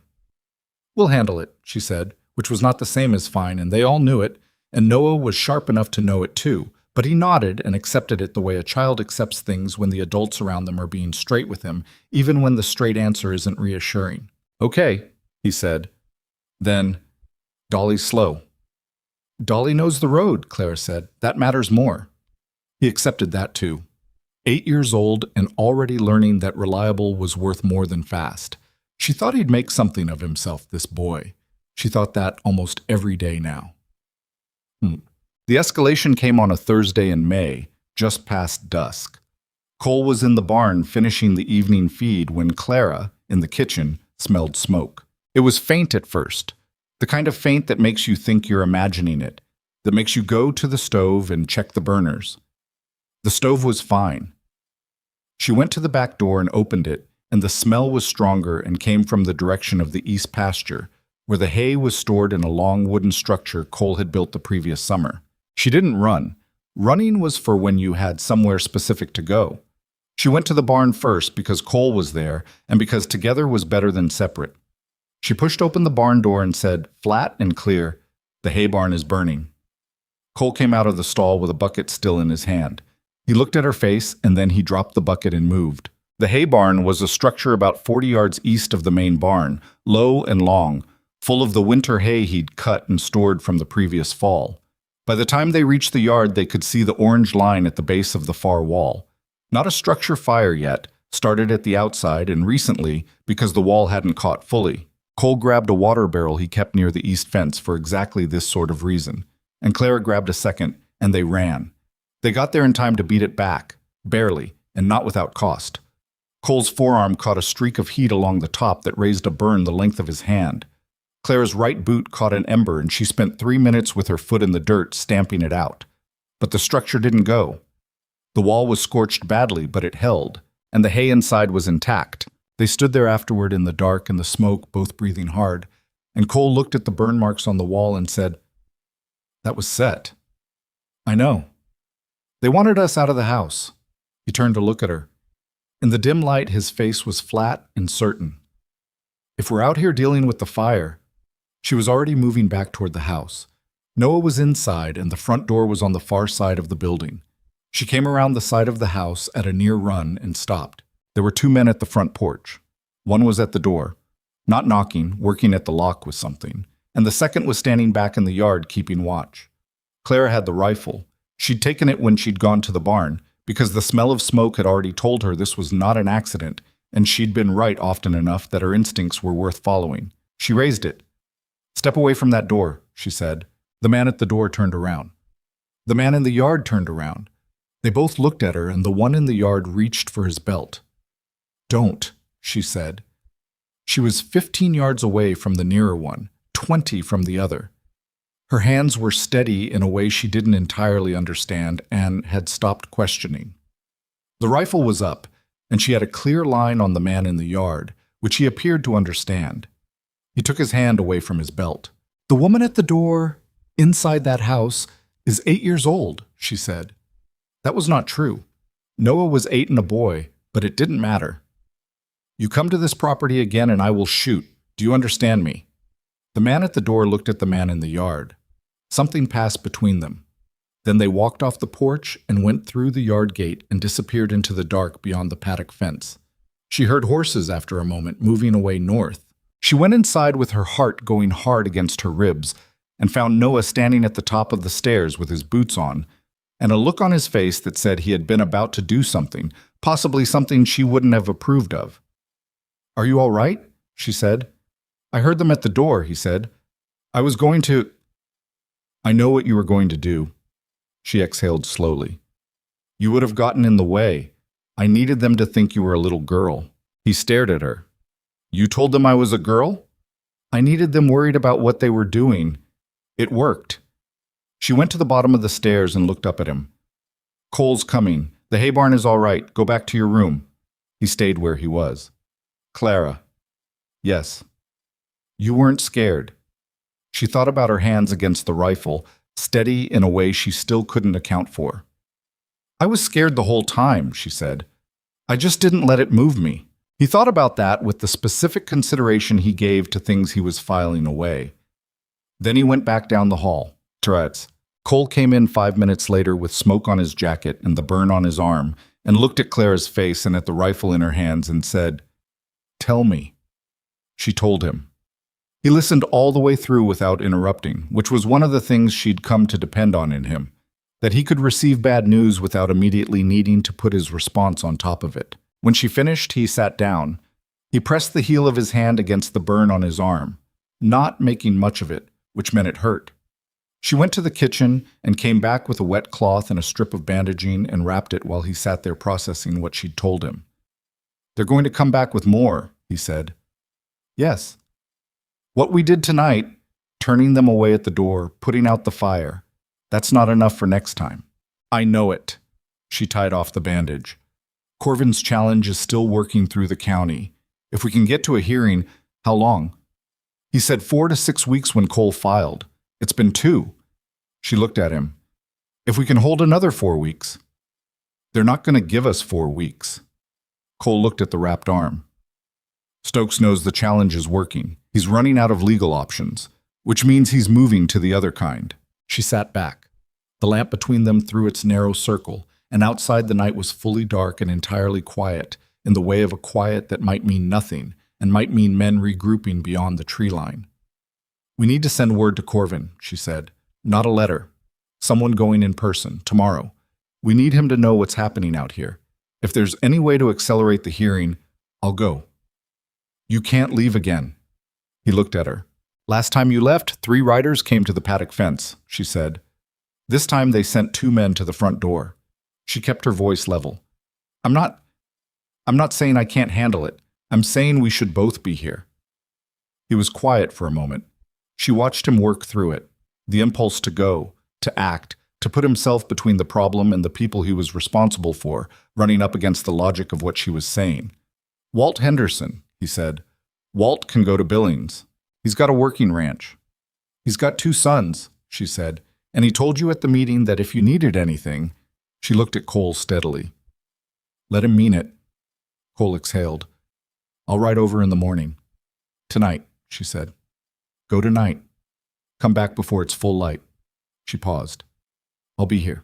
He looked at her for a long moment with the expression she'd learned meant he was accepting something he didn't fully like because it was the right call. He stood up and put on his coat again. "Bar the door when I leave," he said.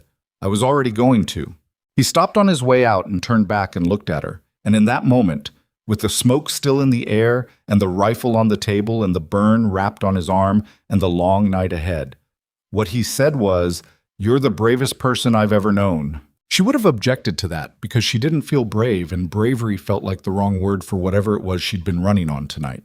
But he was already out the door, and she barred it behind him, and she went back to the table and sat down with the rifle within reach and waited for the night to finish. Walt Henderson went to Billings.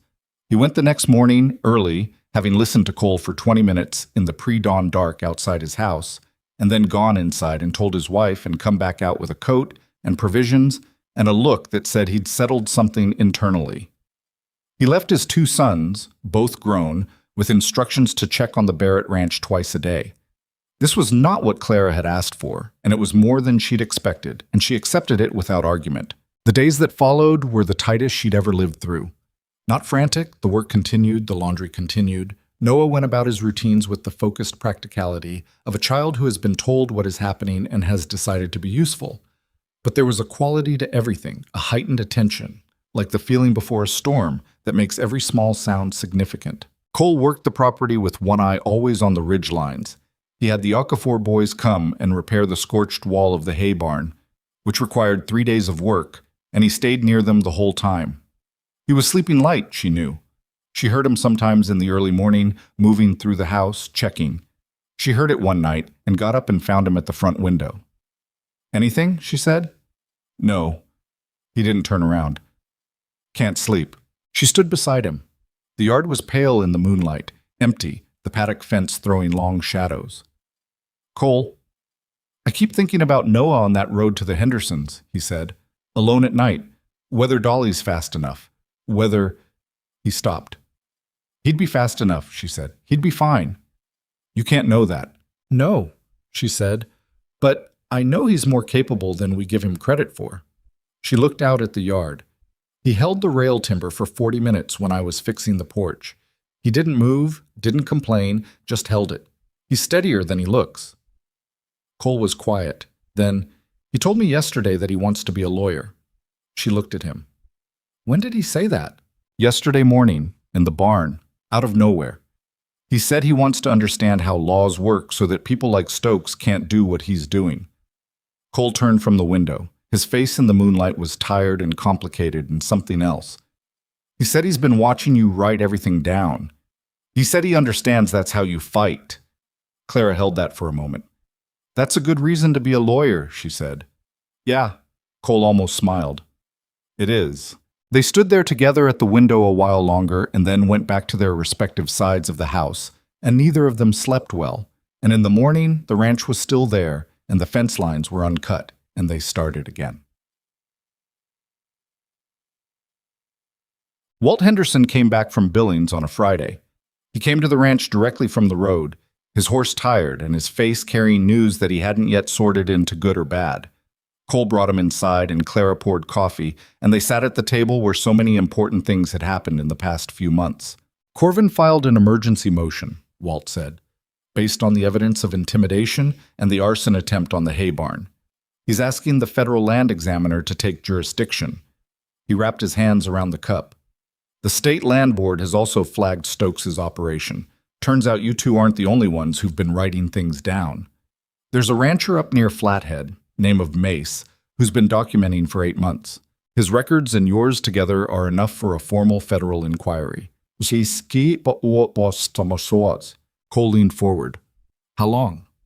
"Corvin thinks the federal examiner can be here within 3 weeks if the emergency motion is approved." Walt looked at him. "But he said—" He paused. "He said the next 2 to 3 weeks are the most dangerous. Stokes will know the inquiry is coming. He's going to try to either force a sale or damage your position badly enough that the inquiry doesn't matter." Clara said, "What kind of damage is he talking about?" Walt looked at her with the reluctant honesty of a man who is not going to soften something he knows she needs to hear. "He's got men, not the kind he's been sending, small operations, 2 at a time. The kind you bring in when you want something done with certainty." The table was quiet. "Mercenaries," Cole said. That's the word Corvin used. Walt set his cup down. He said if you're going to hold the property for 3 weeks, you need people on it, not just you two. Cole looked at Clara. She looked back at him. The same conversation passing between them without words, the way it did now. The Okafors, she said. James and his boys. And my two, Walt said. They're willing. He looked slightly uncomfortable. I already asked them before I came here. I hope that's all right. That's more than all right, Cole said. So the ranch became something different in the days that followed. Still a home, still a working operation, but with James Okafor and his 2 sons sleeping in the barn at night, and Walt Henderson's boys rotating through on a schedule that kept at least one of them on the ridge to the north, where you could see the approach from half a mile. It was too many people for the house to absorb comfortably. It was crowded and loud in the evenings, and there was never quite enough of anything at mealtimes. And Clara cooked for 8 when she'd been cooking for 3, which required a reorganization of her supplies and a lot of biscuits. Noah moved through all of it with his eyes wide open and his mouth mostly shut, which was the right response. He took direction from whoever gave it. He helped wherever help was needed.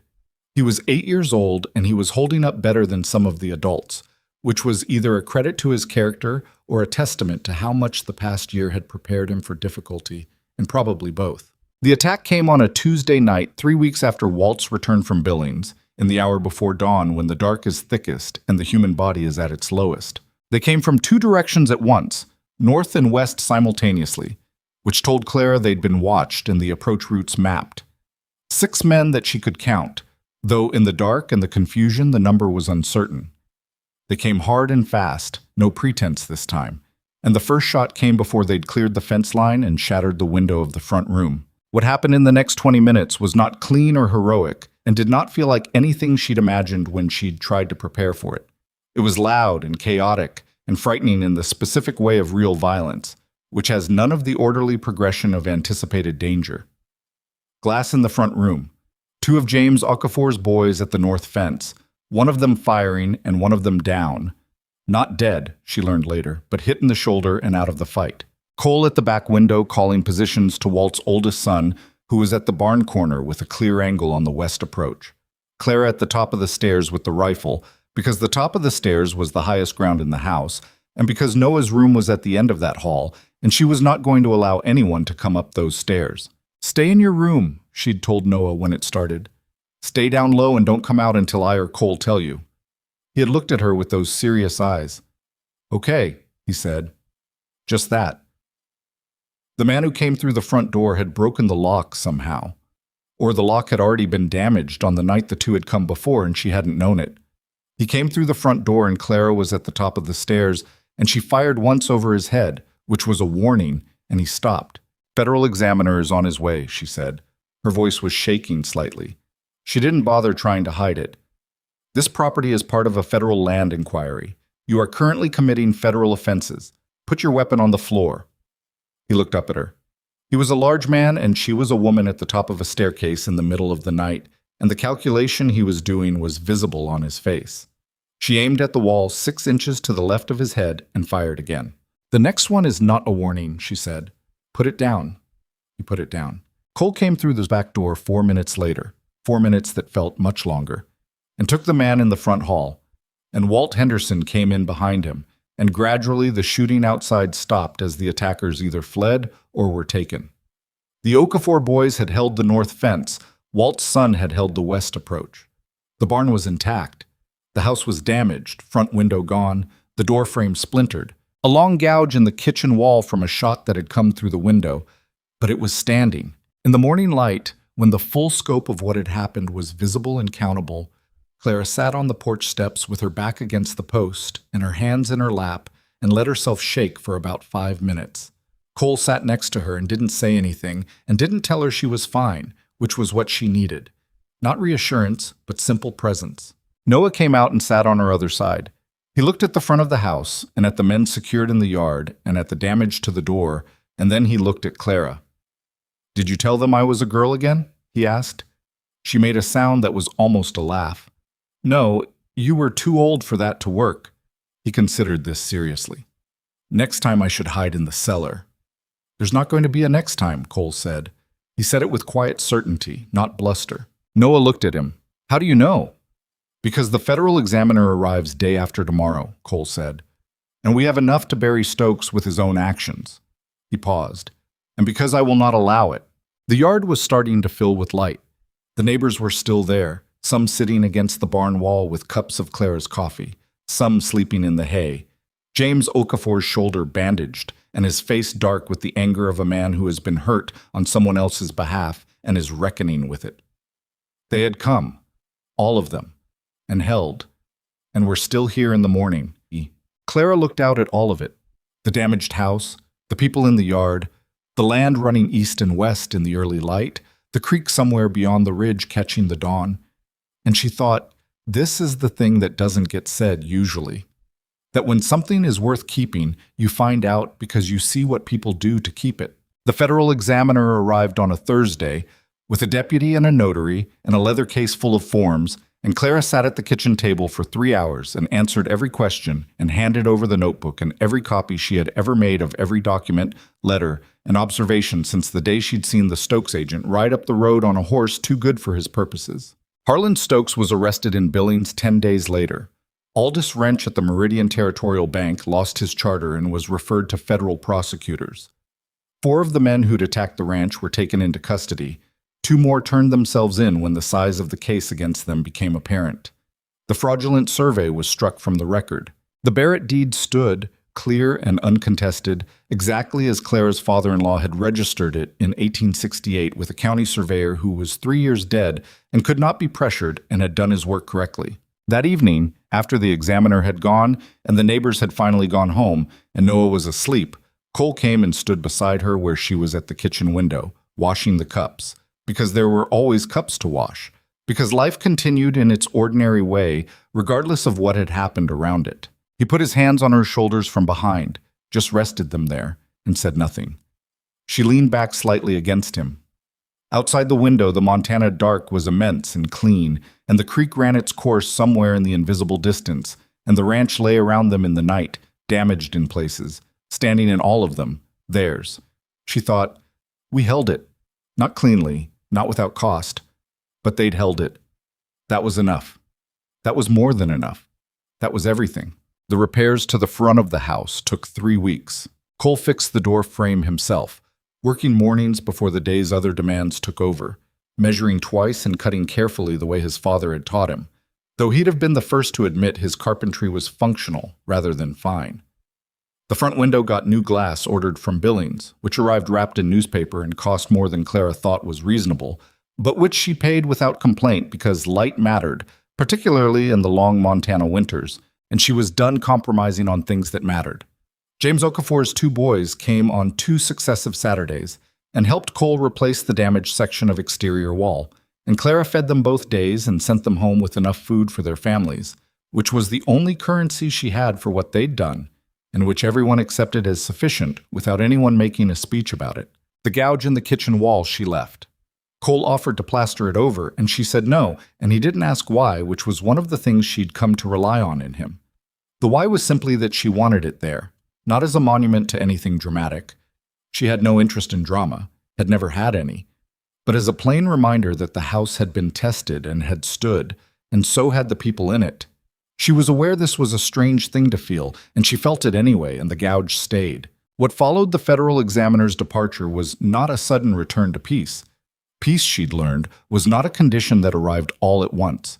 It was something you rebuilt incrementally, the way you rebuild anything after damage, by starting with the structural things and working outward, by accepting that some parts would take longer than others, by getting up the next morning and doing it again. The federal inquiry into Harlan Stokes and Aldous Wrench moved through its processes with the grinding patience of government work. There were depositions, which required Cole and Clara to ride to Billings twice more over the following 2 months, and which required the notebook to be submitted as formal evidence and a copy retained by Corvin. There were other ranchers brought in, the man named Mace from up near Flathead, and 2 others from the eastern corridor whose situations Clara hadn't known about, but which fit the same pattern so precisely it was almost tedious in its repetition. Stokes had used the same method with all of them: the bank connection, the engineered arrears, the fraudulent documentation, the escalating pressure.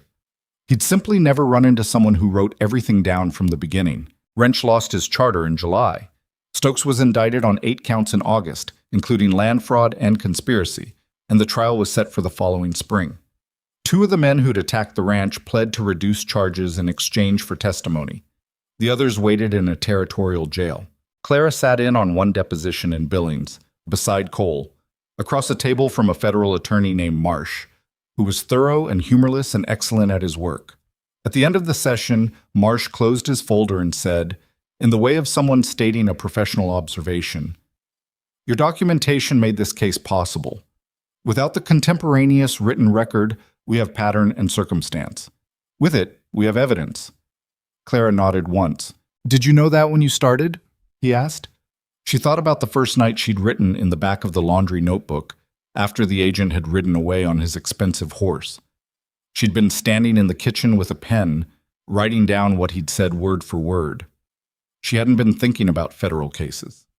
She'd been thinking about what she knew and what she'd be able to prove she knew if someone later tried to tell her she'd misremembered. "I knew that things you write down are harder to argue with than things you remember," she said.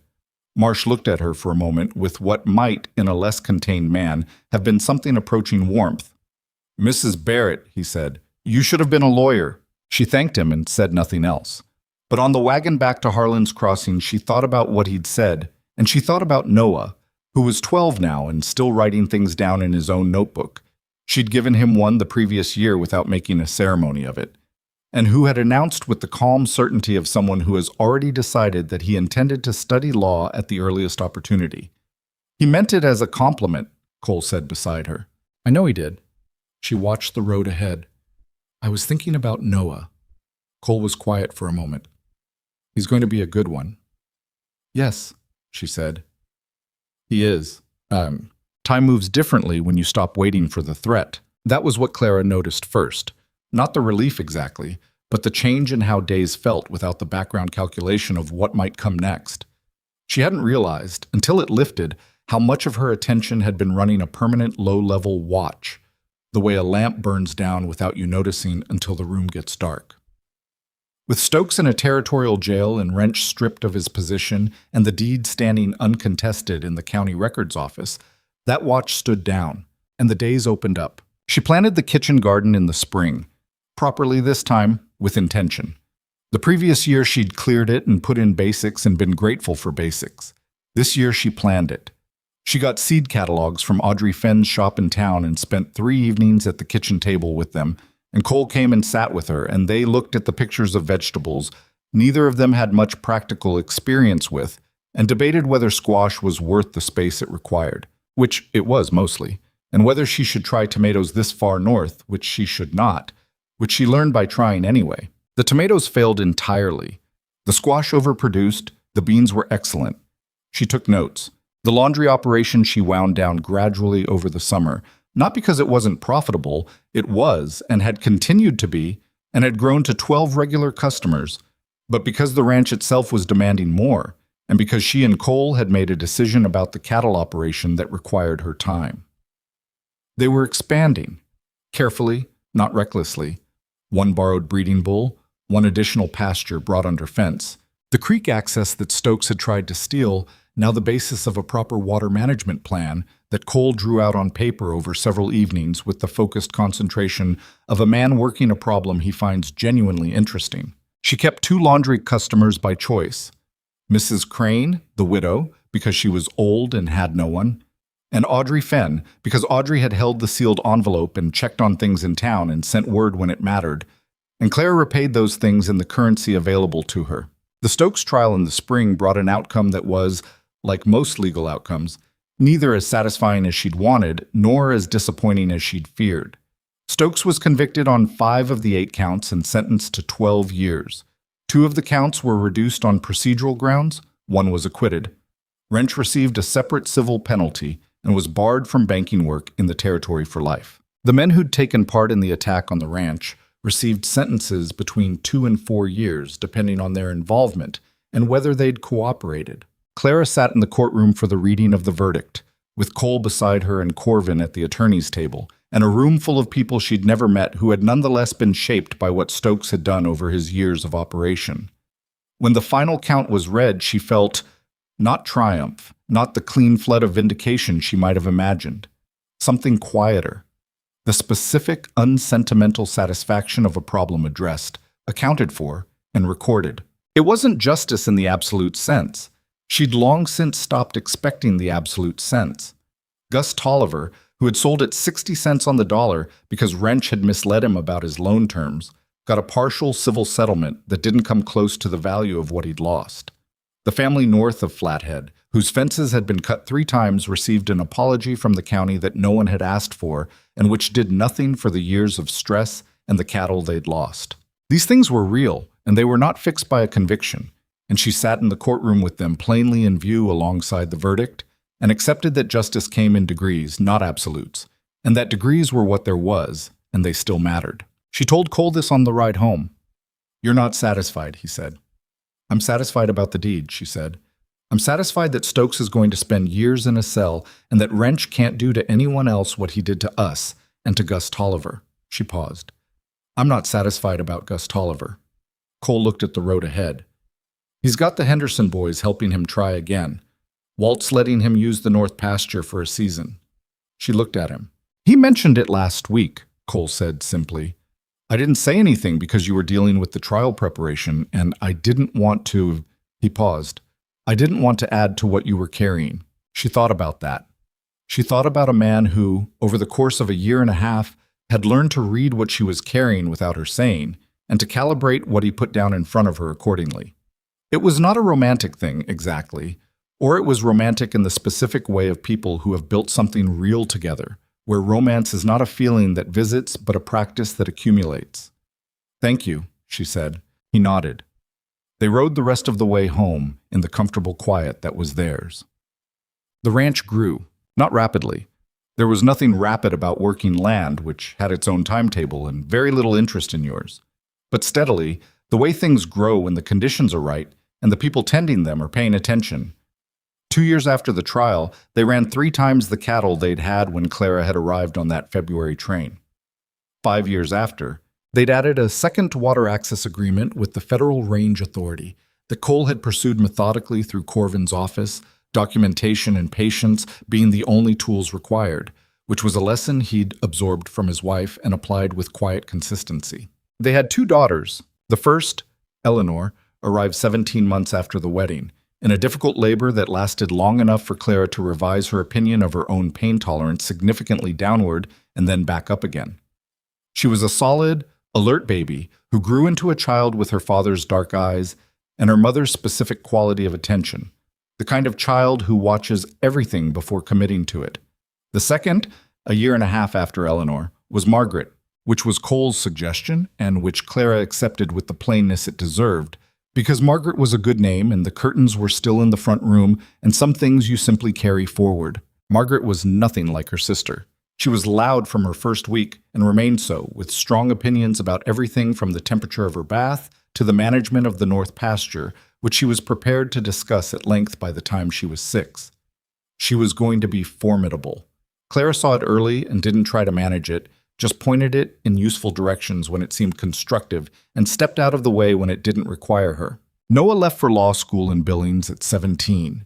He left on a Tuesday morning in September with a trunk that Clara had helped him pack and a set of case notes from Corvin that the attorney had sent with a letter calling Noah the most organized young man he'd encountered in his professional career, which was high praise from a man who lived by organization. He shook Cole's hand and hugged Clara for a moment longer than was strictly necessary, which she allowed, and he ruffled Eleanor's hair and endured Margaret's elaborate farewell, and climbed into the wagon Cole was taking to drive him to the junction. Clara watched the wagon go down the road from the porch. It turned around the bend by the old Henderson fence line and disappeared, and she stood there a moment longer, watching the empty road. The cat, not Pepper, who had died at a dignified old age 2 winters back, but his successor, an equally suspicious orange animal Noah had named Captain, appeared and sat on the step beside her with the air of an animal who considers himself morally obligated to witness significant events. "Don't look at me like that," she told the cat. The cat looked at her anyway. She went inside and started on the morning work. The years had a way of piling up without announcement. She didn't think about them as years. She thought about what needed doing this week and what had happened last week, and occasionally what might be coming in the season ahead. Cole was the same. They were both fundamentally forward-facing people. The past was something they had behind them. It informed things without directing them. But there were moments when she felt the accumulation. The morning she looked up from the kitchen garden and saw Eleanor, who was 15, managing a pair of cattle dogs with the authoritative ease of someone who had been doing it her whole life, which she more or less had. That was a moment. The autumn Cole came in from the north pasture with an injury to his knee that he hadn't taken seriously and that turned out to require 6 weeks of managed rest and a level of patience he did not naturally possess, and which she managed alongside him with the same practical attention she brought to everything, and which produced during those 6 weeks more conversation than they normally had in a month, including a long conversation one evening about what they'd built and what it meant to them, which was the kind of conversation people have when circumstances slow them down enough to have it. That was a moment. The letter from Noah. He'd been practicing law in Billings for 3 years by then, and his letters came regularly, full of specific professional detail and occasional dry humor that was entirely his own. But this letter was different. He wrote that he had taken on a case, a family on the Eastern Range facing the same pattern they'd faced, the same bank pressure, the same manufactured documentation, and that he had begun by asking his client if she had any written records. She had 2 letters and a receipt. He had told her to start writing everything down, every date and every conversation, and he had been working the case for 4 months, and the documentation had made the difference. He wrote, "I keep thinking about the laundry notebook. I've recommended it to 3 clients now. It's the thing that works." Clara read the letter twice, standing in the kitchen. Then she folded it and put it with the others she kept in the tin box that no longer held savings because the savings were in the land and the cattle in the stock of the operation. All of it grown from the original $112 that had been a bet on a life she hadn't been certain would hold. She put the lid on the tin box and thought, well, that was the word for it, really. The whole of it collapsed into that single, plain word. Not look what I've done, or look how it turned out. Just well. The quiet acknowledgement of a thing that had worked, imperfectly and completely, which was the only way real things worked. Cole found her that evening sitting on the porch in the late summer light. He'd been out all day doing fence work with Eleanor, who was 17 now and had made it clear she intended to take over the cattle management eventually, which was fine with everyone. He was tired. She could see it. The specific tiredness of a man who has worked a long day in the sun and is glad it's over. And he sat down beside her in the other chair, and they both looked out at the yard and the paddock, and the land going away to the west where the mountains were turning the particular gold they turned in the last hour of a summer day. "Noah's letter," he said. "I left it on the table." "I read it." He stretched his legs out. "The laundry notebook." "I know." "He's doing good work." "Yes." They sat for a while. A hawk, not the ferruginous hawk from that early spring, or maybe it was. The ridge to the west still had their nests, turned slow circles above the second pasture. The horses in the paddock stood with the particular stillness of horses at the end of a warm day. Margaret, who was 13 and did not understand stillness, was somewhere inside the house arguing with Eleanor about something that had probably started trivial and escalated through the logic of sisterhood into a matter of principle. Clara listened to the argument through the wall and felt, without being able to name it precisely, the full and complicated weight of the life around her. Not perfect. It had never been perfect, wasn't now, and she'd stopped requiring it to be somewhere around the second winter, which was when she'd understood that perfection was a kind of poverty, an insistence on a shape that reality refused to hold. What they had was real. The crooked fence post Cole kept meaning to fix. The kitchen garden where the tomatoes still failed every year and she tried them anyway. The gouge in the kitchen wall. The chair at the table where Noah had sat for 10 years before leaving for Billings. The curtains in the front room, faded now but still there. "What are you thinking?" Cole said. She considered the question. It was the kind of question he asked maybe twice a year, not because he wasn't interested, but because he understood that her thoughts were often not things that needed extracting and that she'd offer them when they were ready. "I was thinking about the train," she said. He looked at her. "February," she said. "The platform. I had $4.31 and a canvas sack with a tin comb in it." She paused. I was thinking about how I didn't expect anything. I didn't walk off that train and think, I'm going to build something here. I was trying to get through the next few hours. Cole was quiet. And I think that's probably the most honest way to build anything, she said. You don't do it by deciding to build a legacy. You do it by dealing with the thing in front of you, the next few hours, the next problem. You write down what happens because that's just sensible. You pour your savings into someone else's mortgage because the arithmetic makes sense and you've decided the place is worth it. She looked at the mountains going gold in the last light. And then one day you look up and there's 20 years of next few hours behind you. Cole said, That's not how I'd tell it. She looked at him. The way I'd tell it, he said, a woman fell down in the street in front of my wagon and nobody helped her. And I helped her. And everything after that is what happened because of that one thing. He held her gaze. The rest of it, your savings, the notebook, the laundry customers, the federal examiner, all of it came out of you deciding that this place was worth fighting for. I just got lucky you decided that. She thought about arguing. She didn't, because the truth was somewhere in the middle of both versions, which was where the truth usually lived. We got lucky, she said. We worked hard, he said. Both. She turned back to the mountains. Both things are true. The argument inside of the house reached some kind of resolution, or pause. The voices stopped and there was the sound of someone going upstairs, which meant Eleanor had won, which was usually how it went. Margaret's footsteps came across the kitchen floor and the back door opened and she appeared around the side of the house with the expression of someone who has been defeated on a technicality and has not accepted it. Eleanor says I can't take the gray mare to the Hendersons tomorrow without asking you first, she said. Eleanor's right, Clara said. Can I take the gray mare to the Hendersons tomorrow? Why are you going to the Hendersons? Walt said I could watch the calf branding. Ask your father. Margaret transferred her expression to Cole, who was clearly not going to say no and they all knew it, and said, Can I? Yes, Cole said.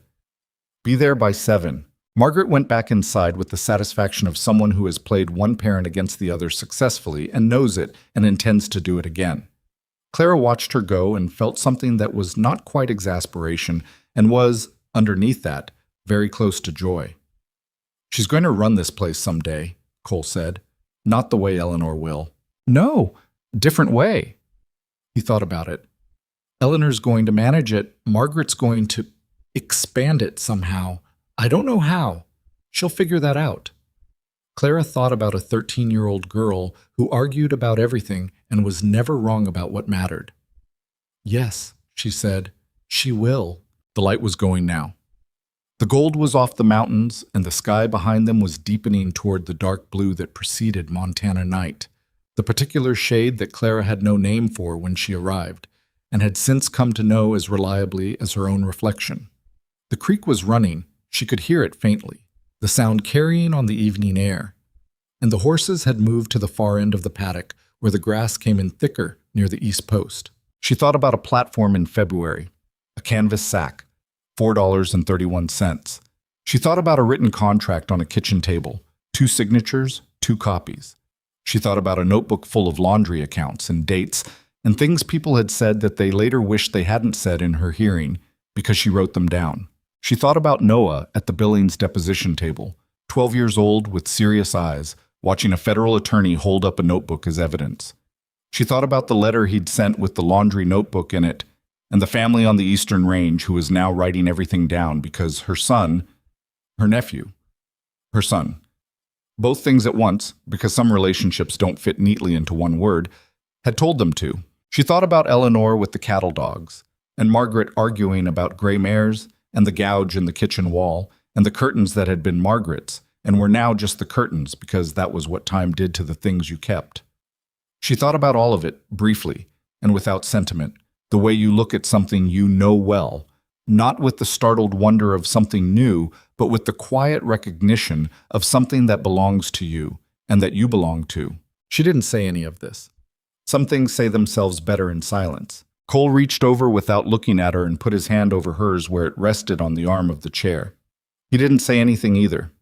They sat there as the dark came on, and the first stars appeared above the eastern ridge, sharp and cold and very far away, and the ranch settled around them into the night the way it did every night, the way it would tomorrow night, the way it had for 20 years, and would for however many years came after. The woman who had stepped off a train with nothing had not, in the end, made herself a life out of ambition or planning or any particular vision of what she wanted.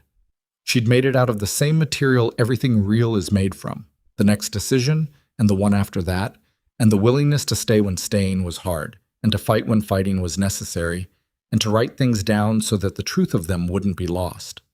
That was the whole of it. That was all it ever was. And it was, she thought, more than enough.